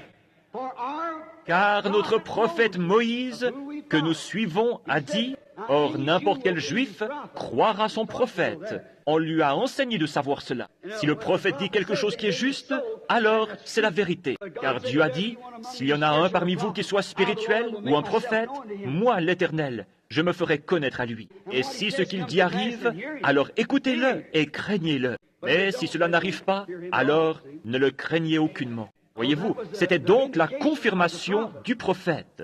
Ainsi, Moïse était vraiment un prophète confirmé. Et il déclara, « L'Éternel votre Dieu vous suscitera du milieu de vous, d'entre vos frères, un prophète comme moi. Et tous ceux qui ne l'écouteront pas seront exterminés du milieu du peuple. » Il dit encore, « Maintenant, mes enfants, souvenez-vous qu'en tant qu'Hébreux, nous croyons les prophètes de Dieu confirmés. Maintenant, écoutez attentivement. Ne le manquez pas. » Et il ajouta, « Lorsque le Messie viendra, vous le reconnaîtrez, car il sera un Messie prophète. » Cela fait 400 ans depuis Malachie que nous n'avons pas eu de prophète, mais il en sera un. Un jour, quelques années après sa mort, son fils André se promenait sur la rive. Et il entendit un homme sauvage qui sortait du désert en disant, « Ce Messie se tient au milieu de vous en ce moment. » Ce grand aigle qui était apparu dans le désert et qui s'était envolé jusque-là dit, « Le Messie est au milieu de vous en ce moment même. Nous ne le connaissons pas encore, mais il se tient au milieu de vous. Je le reconnaîtrai parce que je verrai un signe descendre du ciel. » Un jour, il déclara, « Voici l'agneau de Dieu qui ôte le péché du monde. » Cet homme s'en alla trouver son frère et lui dit, « Simon, je veux que tu viennes là-bas. Nous avons maintenant trouvé le Messie. » Oh, André, tu sais mieux que ça. Je sais, mais cet homme est différent. Où est-il? D'où est-il venu? Jésus de Nazareth. Cette méchante petite ville? Oh, il ne pourrait pas venir d'un endroit méchant et sale comme celui-là. Viens seulement voir. Un jour, finalement, il le persuada de venir. Lorsqu'il arriva devant ce Messie, Jésus, qui se tenait là, en train de parler aux gens, lui dit, « Ton nom est Simon, et tu es le fils de Jonas. » Cela fit son effet. Il reçut les clés du royaume. Pourquoi? Il savait que cet homme ne le connaissait pas. Et comment le connaissait-il, lui, et ce vieux père pieux qui lui avait enseigné de quelle façon croire le Messie? Il y avait un homme qui se tenait là, appelé Philippe. Oh, il devint très excité. Il connaissait un autre homme avec qui il avait étudié la Bible. Il s'en alla de l'autre côté de la colline et le trouva là, dans son oliveraie. Il était agenouillé, en train de prier. Ils avaient eu ensemble beaucoup de leçons de la Bible. Il arriva donc là-bas et lui dit, après qu'il eut terminé de prier, « Viens voir qui nous avons trouvé, Jésus de Nazareth, le fils de Joseph. C'est lui, le Messie que nous attendons. » Je peux entendre Nathanaël dire, « Philippe, tu n'es pas parti dans la mauvaise voie, n'est-ce pas? » « Oh, non, certes non. Maintenant, laisse-moi te raconter. Tu sais que nous avons étudié la Bible ensemble. Et qu'est-ce que le prophète a dit que le Messie serait? Un prophète. Tu te souviens de ce vieux pêcheur appelé Simon, chez qui tu as acheté du poisson et qui n'avait pas suffisamment d'instructions pour pouvoir écrire son nom? Oui, bien sûr. Il est arrivé là-bas et tu sais quoi? Ce Jésus de Nazareth lui a dit qu'il s'appelait Simon, a changé son nom en celui de Pierre et lui a dit qui était son papa. Eh bien, il dit, je me demande, quelque chose de bon pourrait-il sortir de Nazareth? Il lui dit, ne parlons pas de cela, viens seulement voir. C'est une bonne idée, viens voir. Voici donc Philippe qui vient avec Nathanaël. Jésus se tenait probablement là en train de parler et de prier pour les malades dans la ligne de prière. Lorsqu'il arriva à l'endroit où Jésus se trouvait, Jésus le regarda et dit, « Voici un Israélite dans lequel il n'y a point de fraude. » Maintenant vous dites, eh bien, c'est par la manière dont il était habillé. Oh non, tous les orientaux s'habillaient de la même façon. Il aurait pu être un Syrien ou n'importe quoi d'autre, une barbe, un vêtement. Il dit, voici un Israélite dans lequel il n'y a point de fraude. En d'autres termes, un homme honnête et sincère. Eh bien, cela dégonfla un peu Nathanaël, qui lui dit alors, Rabbi, ce qui signifie maître, Rabbi, d'où me connais-tu? Comment savais-tu que j'étais juif? Comment savais-tu que j'étais honnête, que je n'avais pas de fraude? Il lui répondit, avant que Philippe t'appelât, quand tu étais sous l'arbre, je t'ai vu. 20 kilomètres plus loin, le jour précédent, à l'autre bout du pays. Qu'a-t-il dit? Rabbi, tu es le Fils de Dieu, tu es le roi d'Israël. Mais il y avait là ces prêtres prétentieux, guindés, qui disaient, cet homme est Belzébul, un diseur de bonne aventure. Jésus leur dit, je vous pardonne pour cela. Maintenant, souvenez-vous qu'ils ne le dirent jamais à haute voix, mais qu'ils le dirent dans leur cœur. Et il connut leurs pensées. C'est vrai, c'est ce que la Bible dit. Appelez ça de la télépathie si vous voulez, mais il connut leurs pensées. Et il dit, je vous pardonne pour cela.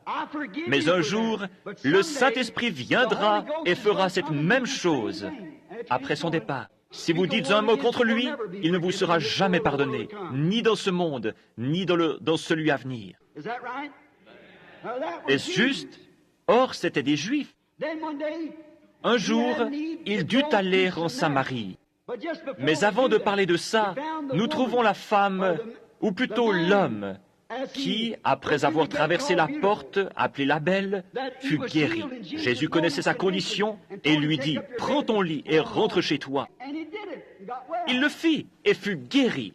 Puis nous découvrons que parmi les Juifs, certains le reçurent, certains crurent cela et d'autres pas. Pourquoi ne le crurent-ils pas? Il n'était pas ordonné à la vie. Il n'était pas une partie de cet attribut. Maintenant, souvenez-vous que c'étaient des prêtres et de grands hommes. Et Jésus, pensez à ces théologiens et à ces prêtres, des hommes dans la vie desquels vous ne pourriez pas trouver une seule imperfection. Jésus dit, vous avez pour père le diable, et ce sont ses œuvres que vous faites. Si vous aviez été de Dieu, vous m'auriez cru. Si vous ne pouvez me croire, croyez aux œuvres que je fais. Elles rendent témoignage de moi. La Bible dit que Jésus est le même hier, aujourd'hui et éternellement. Jésus a dit, les œuvres que je fais, celui qui croit en moi les fera aussi. Est juste? Remarquez maintenant que c'était le véritable Melchisédek. Maintenant, remarquez encore, il y avait seulement 3 races de gens. Vous m'avez entendu dire que j'étais un ségrégationniste. C'est vrai, tous les chrétiens sont des ségrégationnistes. Non pas à cause d'une ségrégation de couleur, mais d'esprit. La couleur de la peau d'un homme n'a rien à voir avec lui. Il est un enfant de Dieu de naissance. Mais un chrétien, Dieu dit, séparez-moi, sortez du milieu d'eux, etc. Il est un ségrégationniste vis-à-vis de la corruption entre ce qui est juste et ce qui est faux. Mais remarquez, ils avaient alors une ségrégation raciale avec les Samaritains. Il y a seulement 3 races de gens sur la terre, si nous croyons la Bible. Ce sont les descendants de Cam, Sem et Japheth. Ce sont les 3 fils de Noé. Nous sommes tous venus de là, c'est vrai. Cela nous ramène tous à Adam, ce qui fait de nous tous des frères. La Bible dit, d'un seul sang, Dieu créa toutes les nations. Nous sommes tous frères par le sang. Un homme de couleur peut donner une transfusion sanguine à un blanc, ou vice-versa. L'homme blanc peut en donner au japonais, un jaune, ou à l'Indien, un rouge, ou je ne sais pas, peu importe. Il pourrait lui donner une transfusion sanguine parce que nous avons tous le même sang. La couleur de notre peau, l'endroit où nous avons vécu n'a rien à voir avec cela. Mais nous sommes séparés lorsque nous sortons du monde, de même qu'il fit sortir Israël d'Égypte. C'est à ce moment-là que nous nous séparons des choses du monde. Il y avait donc les descendants de Cam, Sem et Japheth. Et si nous avions le temps de remonter les généalogies, nous pourrions voir d'où sont venus les anglo-saxons. Il y avait le juif, le samaritain qui est à moitié juif et gentil, le juif s'étant marié avec les gentils à la suite des agissements de Balaam et Moab.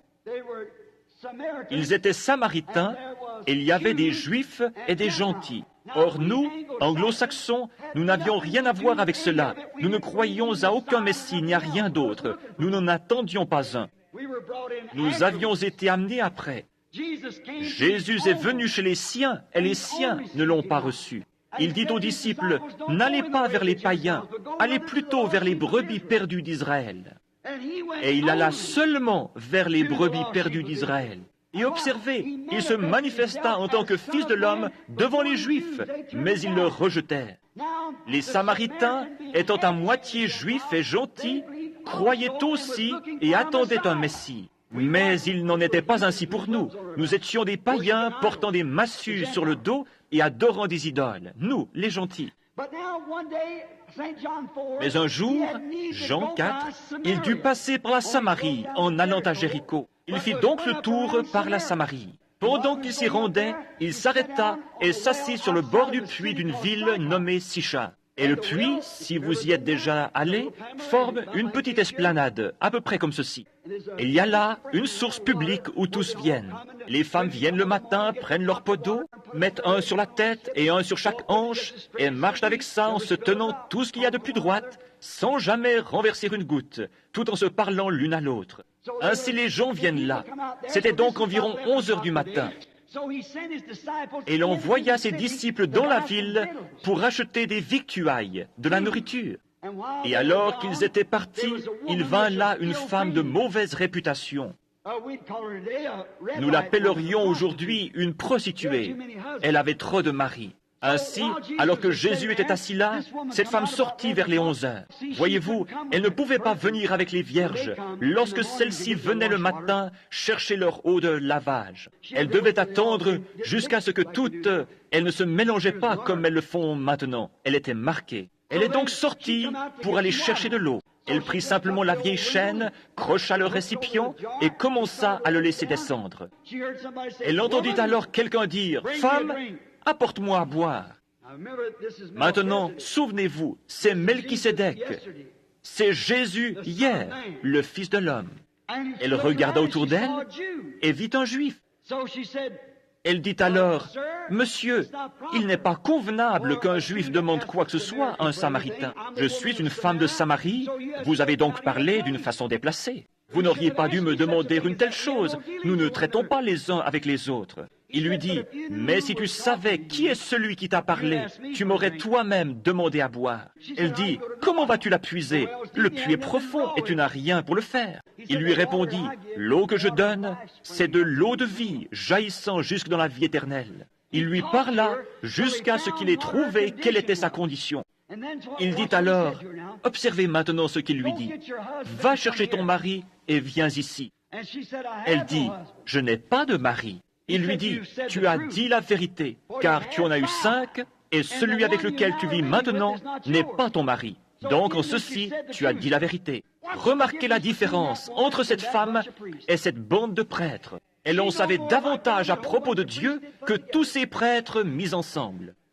Elle dit, « Seigneur, je vois que tu es un prophète. » Elle ajouta, « Nous n'en avons pas eu un depuis 400 ans. » Cependant, nous savons que le Messie va venir, et lorsqu'il sera là, c'est ce qu'il fera. C'était le signe du Messie, car il était le Fils de l'homme. Elle dit, c'est ce qu'il fera lorsqu'il viendra. Tu dois être son prophète. Il lui dit, je le suis. Personne d'autre ne pouvait dire cela. Elle laissa tomber cette cruche d'eau et courut jusqu'à la ville en disant, « Venez voir un homme qui m'a dit ce que j'ai fait. Ne serait-ce point le Messie lui-même » Maintenant, souvenez-vous, il a promis de faire cette même chose à la fin du temps des gentils. Les Juifs avaient eu 4000 ans pour attendre ce Messie. 4000 ans d'enseignement disant qu'il allait venir et ce qu'il ferait lorsqu'il serait là. Et ils manquèrent de le voir, ils manquèrent de le reconnaître. Et lorsqu'il se fit connaître conformément aux termes bibliques, il avait été une théophanie et devint ensuite chair et habita parmi eux. Ils manquèrent de le voir et appelèrent ses œuvres les œuvres du diable. Maintenant, nous avons eu 2000 ans d'enseignement, en passant, après les apôtres, par l'Église catholique romaine, puis de l'Église romaine à la grecque, etc., jusqu'à l'âge de Luther, de Wesley, et encore par 900 organisations différentes. Au cours du temps, ils ont eu l'enseignement de tous ces âges. Or, il a promis que, juste avant que la fin des temps arrive, l'image de Sodome et Gomorrhe, ce qui arriva du temps de Sodome, arrivera de même à la fin des temps, où le Fils de l'homme se révélera de nouveau. Encore un peu de temps, et le monde ne me verra plus. Mais vous me verrez, car un pronom personnel, je serai avec vous et même en vous jusqu'à la consommation, la fin du monde. Je serai avec vous. Il est le même hier, aujourd'hui et éternellement. Vous voyez, d'après mon message d'hier soir, que le Samaritain venait d'Agar.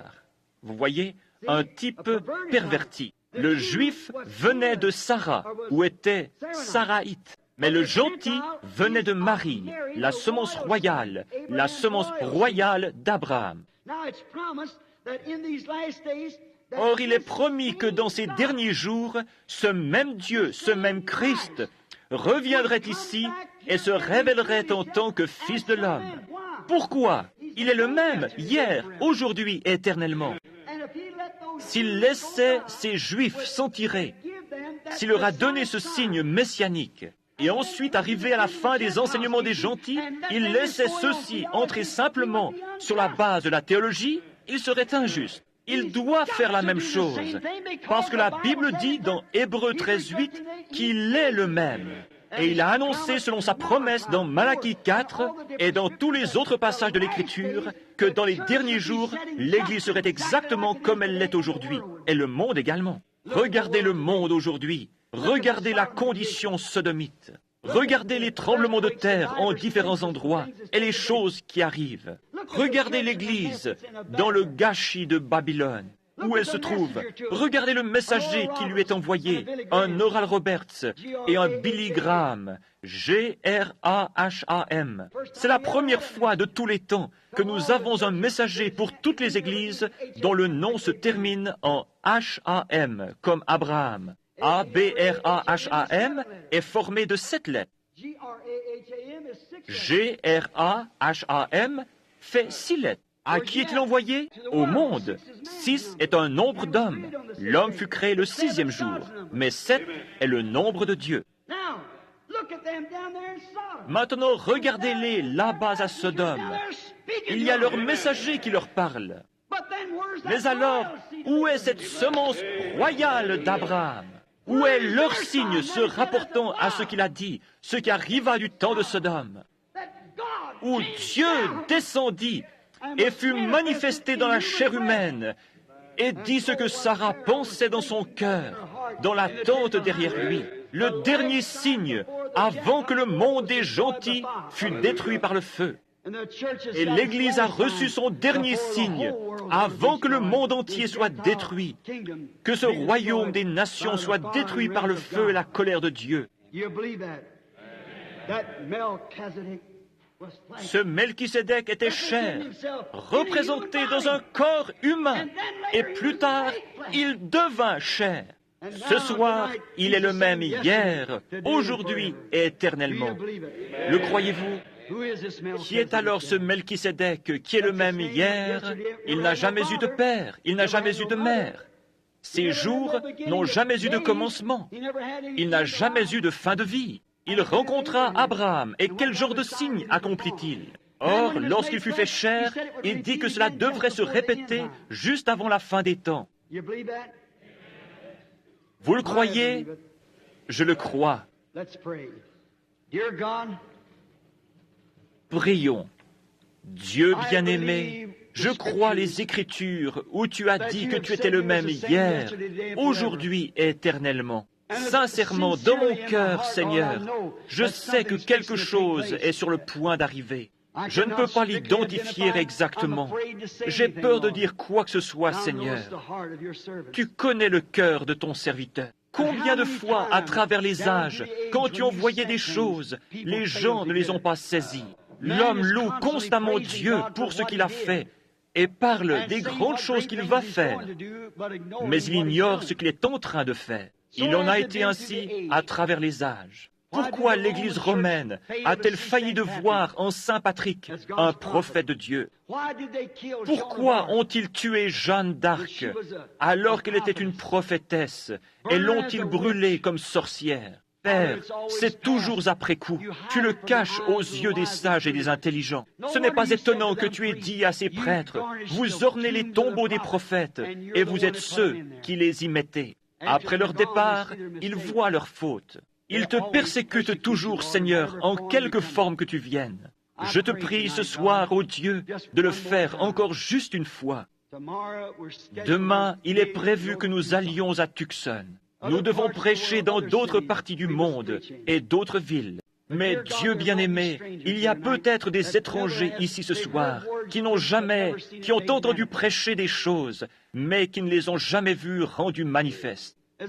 Comme je te l'ai demandé au commencement, lorsque ses disciples, Cléopas et son ami, venaient d'Emmaüs et marchaient sur la route, tu es sorti de derrière les buissons et tu as commencé à leur parler après la résurrection et à leur prêcher. Eh bien, il a dit, ô homme sans intelligence et dont le cœur est lent à croire, ne savez-vous pas que Christ devait souffrir ces choses et entrer dans sa gloire? Mais ils ne le reconnurent pourtant pas. Durant tout le jour, ils marchèrent avec toi sans pourtant te reconnaître. Comme la nuit tombait, ils te pressèrent d'entrer. Lorsqu'ils furent dans la petite auberge et qu'ils eurent fermé les portes, tu fis alors quelque chose de semblable à ce que tu avais fait avant ta crucifixion, et ils reconnurent que c'était le Christ ressuscité. En quelques instants, tu étais derrière les rideaux et avais disparu. Ils coururent tout de suite dire aux disciples, « Le Seigneur est vraiment ressuscité. Père divin, je crois que tu es toujours vivant.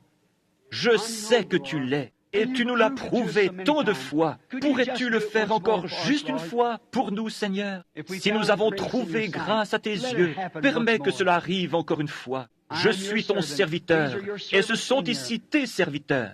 Seigneur, tout ce que j'ai dit n'équivaudrait pas à juste un mot de ta part, aurait plus de valeur que ce que j'ai dit durant ces 5 soirs ou dans ces 5 messages. Juste un mot de toi apporterait davantage. Ne veux-tu pas parler, Seigneur, afin que les gens puissent savoir que je leur ai dit la vérité? Accorde-le, ô Dieu. Je le demande au nom de Jésus, 7 fois encore. Amen. Maintenant, je ne vous connais pas. Je connais certaines personnes. Je connais ce garçon ici. Je connais Bill Dow, qui est assis là. Voici frère Blair, Rodney Cox. C'est difficile de voir là-bas. De ce côté, en ce moment, je ne peux voir personne que je connaisse. Maintenant, combien ici savent que je leur suis étranger? Levez la main. Savent que je ne sais rien à leur sujet. Levez la main des deux côtés. Combien ici ont quelque chose qui ne va pas et à propos duquel vous savez que je ne sais rien? Voulez-vous lever la main? Maintenant, il me serait absolument et totalement impossible de savoir quoi que ce soit à votre sujet. Dans le cas contraire, cela devrait alors venir d'une révélation de l'Esprit. Étant donné que je vous ai dit tous ces soirs et ce soir encore qu'il n'est pas mort, il est ici et il a promis de faire la même chose. Il a aussi promis que le temps viendrait, dans les derniers jours, où, selon Malachie 4 et Luc, il apparaîtrait de nouveau, sous une forme humaine, parmi son peuple, et ferait la même chose, révélerait les mêmes choses, le même signe messianique. Combien savent cela? Vous, lecteurs de la Bible, qui savez que c'est la vérité, dites Amen. Ils doivent être tous des lecteurs de la Bible. Maintenant, je sais que c'est étranger aux gens aujourd'hui, mais pourtant, c'est la vérité. C'est la raison pour laquelle ils ne reconnurent pas Jésus de Nazareth. Ils reconnurent le credo de leur Église, mais ils ne le reconnurent pas. Cependant, il est venu exactement comme la Bible disait.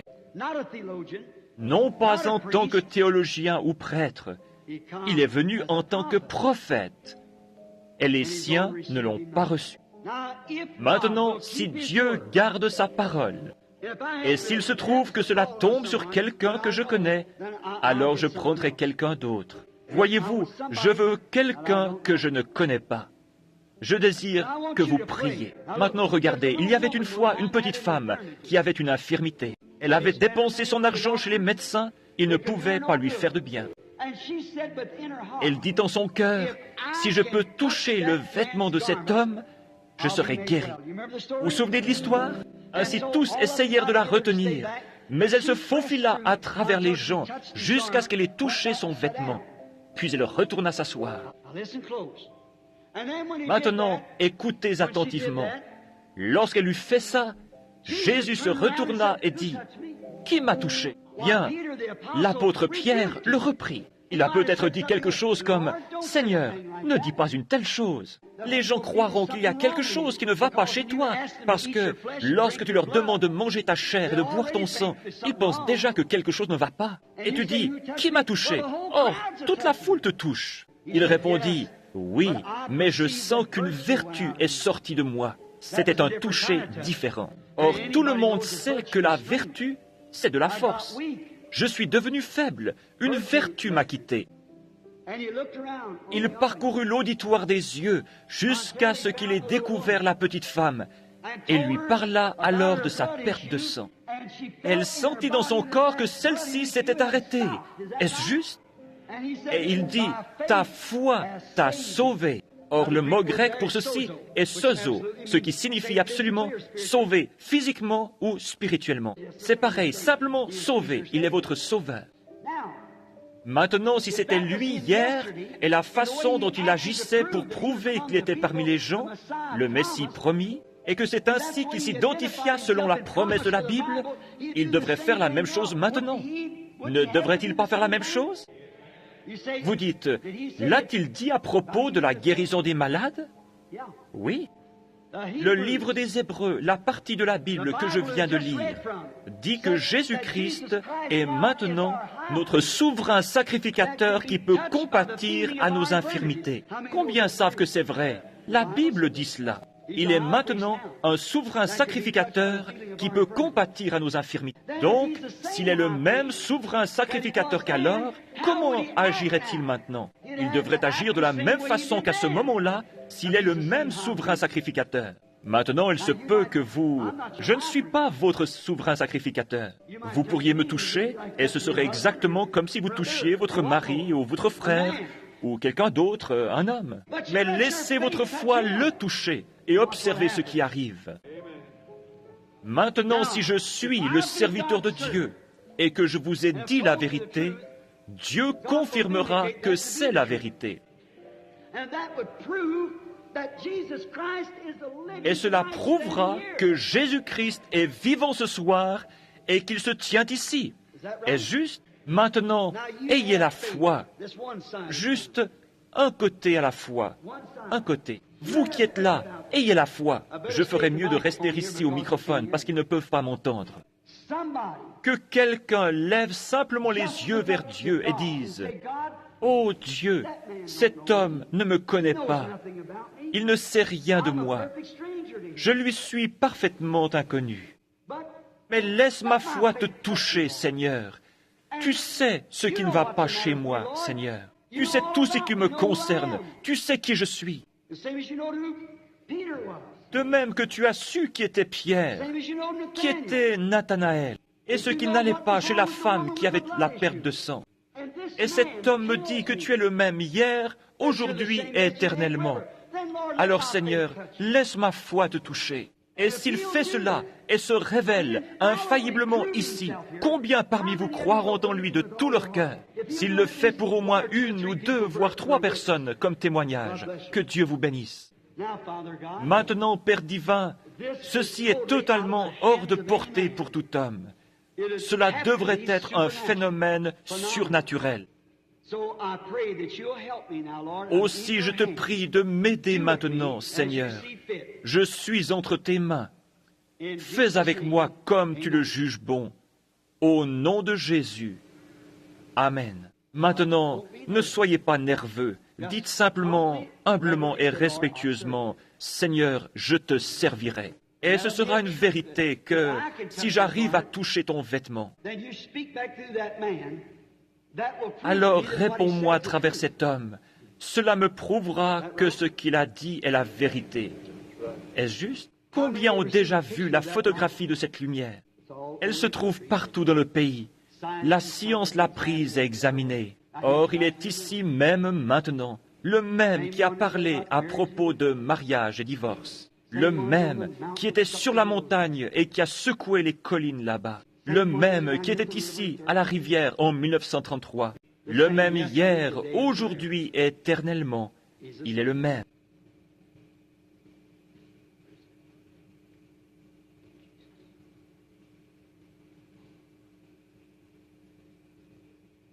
Maintenant, voici une femme.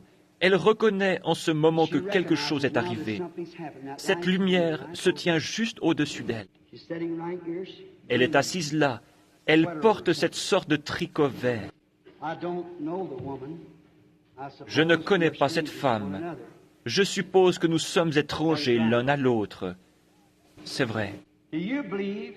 Croyez-vous que Dieu, vous avez besoin de quelque chose, et vous croyez que Dieu peut me révéler quel est votre trouble? Et s'il le fait, vous saurez alors que cela doit être une puissance surnaturelle, parce que je ne vous connais pas. Et cela devra venir par quelque chose de surnaturel. Cela dépend de la façon dont vous le considérez. Vous pouvez vous ranger du côté du prêtre et l'appeler le diable, ou vous pouvez vous ranger du côté du croyant et l'appeler Dieu. Quel que soit celui que vous croyez, c'est de là que viendra votre récompense. Si Dieu me révèle quel est votre problème, l'accepterez-vous comme votre expiation pour ce problème? Je ne sais pas quel est le problème, mais je sais, et vous savez, que quelque chose est en train de se passer. Maintenant, laissez-moi vous dire comment vous vous sentez, alors vous saurez. C'est une sensation de chaleur, vraiment douce et confortable. Je suis en train de la regarder. C'est cette lumière ambre qui se tient près de cette femme. Et cette dame souffre d'ennui d'estomac. C'est une sorte de grosseur dans son estomac. Elle n'est pas d'ici, non. Vous venez de loin, n'est-ce pas? C'est juste. Vous venez du Wisconsin. Est-ce juste? Bien sûr. Maintenant, vous êtes guéri. Votre foi vous a guéri.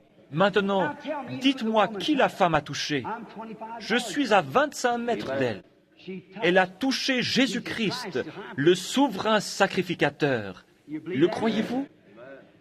Je regarde maintenant une femme à qui j'ai parlé. Cette femme, je la regarde parce qu'elle est en train de prier si fort pour un homme. Elle m'a dit qu'elle avait un homme. Elle ne m'a jamais rien dit à ce sujet, mais son nom est Madame Waldrop. Elle vient de Phoenix. Elle fut ressuscitée des morts. Son médecin est venu avec les radiographies et a montré le cancer du cœur. Elle est morte dans la ligne de prière. Cela fait combien de temps, Madame Waldrop? 18 ans. Et elle est assise là ce soir, un témoignage vivant. Ces médecins sont venus à la réunion en amenant les... Ils ont dit, comment cette femme peut-elle vivre? Mais la voilà, et il n'y a aucun signe de cela. Elle a amené quelqu'un, et elle est en train de prier pour lui. Il se meurt du diabète. Maintenant ça, je le savais. Mais étant donné que vous êtes en train de prier, vous savez que je ne sais pas qui c'est, Madame Waldrop. Il vient du Missouri, et il s'appelle Monsieur... C'est juste. Maintenant vous croyez? Vous pouvez retourner chez vous et être guéri, monsieur. Cela dépend de vous, si vous le croyez.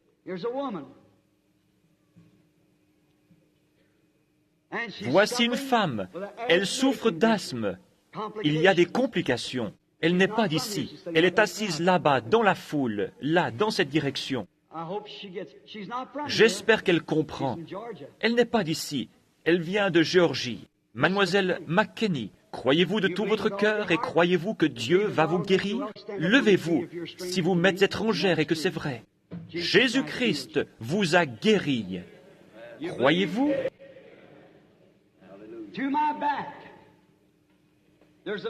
Il y a un homme assis derrière moi. Il est en train de contacter Dieu. Ce qu'il veut, c'est...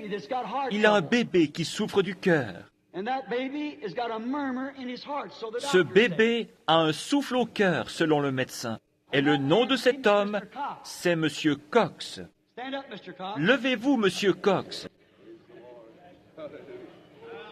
Et il dit à Sarah ce qu'elle pensait derrière lui.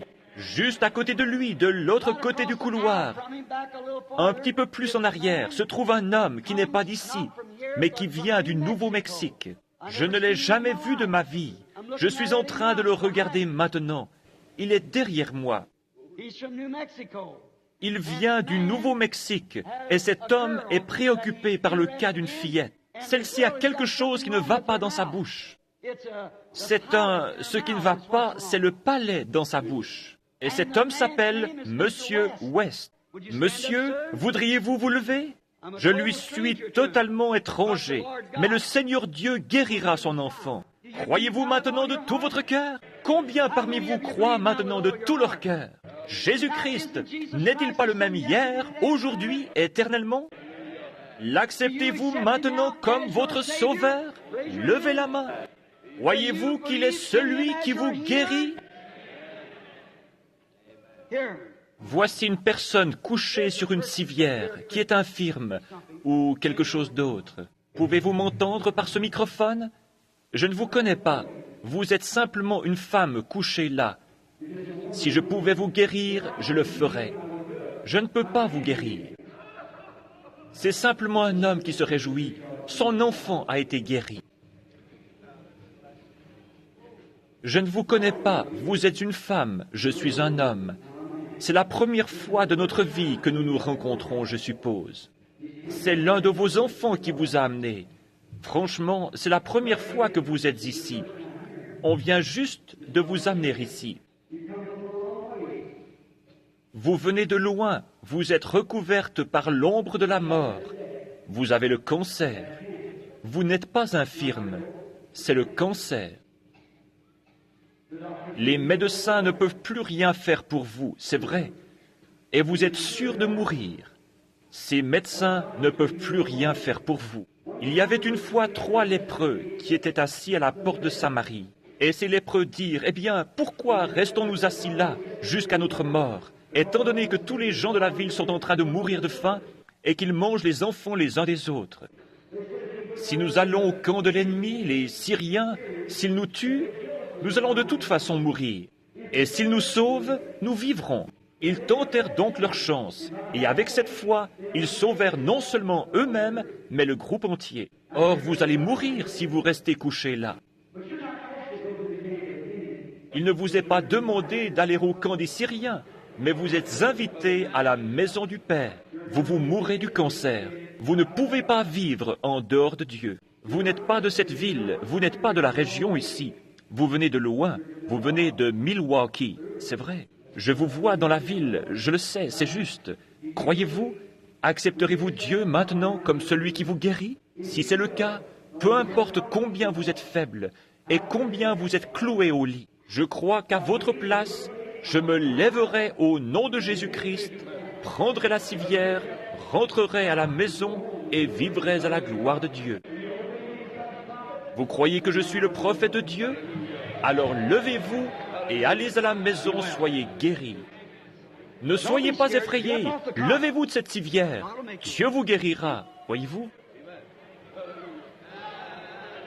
Que quelqu'un la tienne afin qu'il puisse se lever et recevoir de la force.